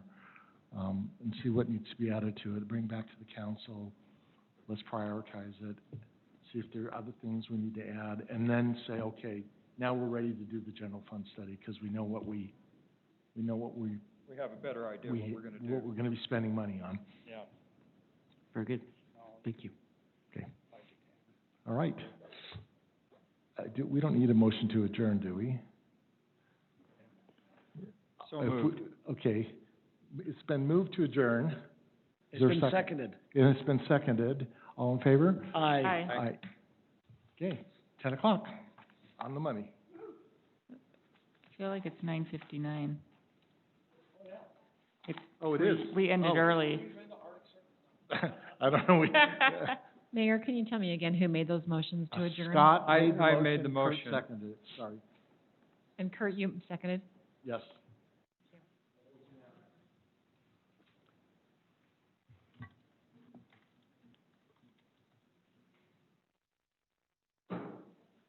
Good work session. I thought that was very productive personally. Then thanks for the cookies.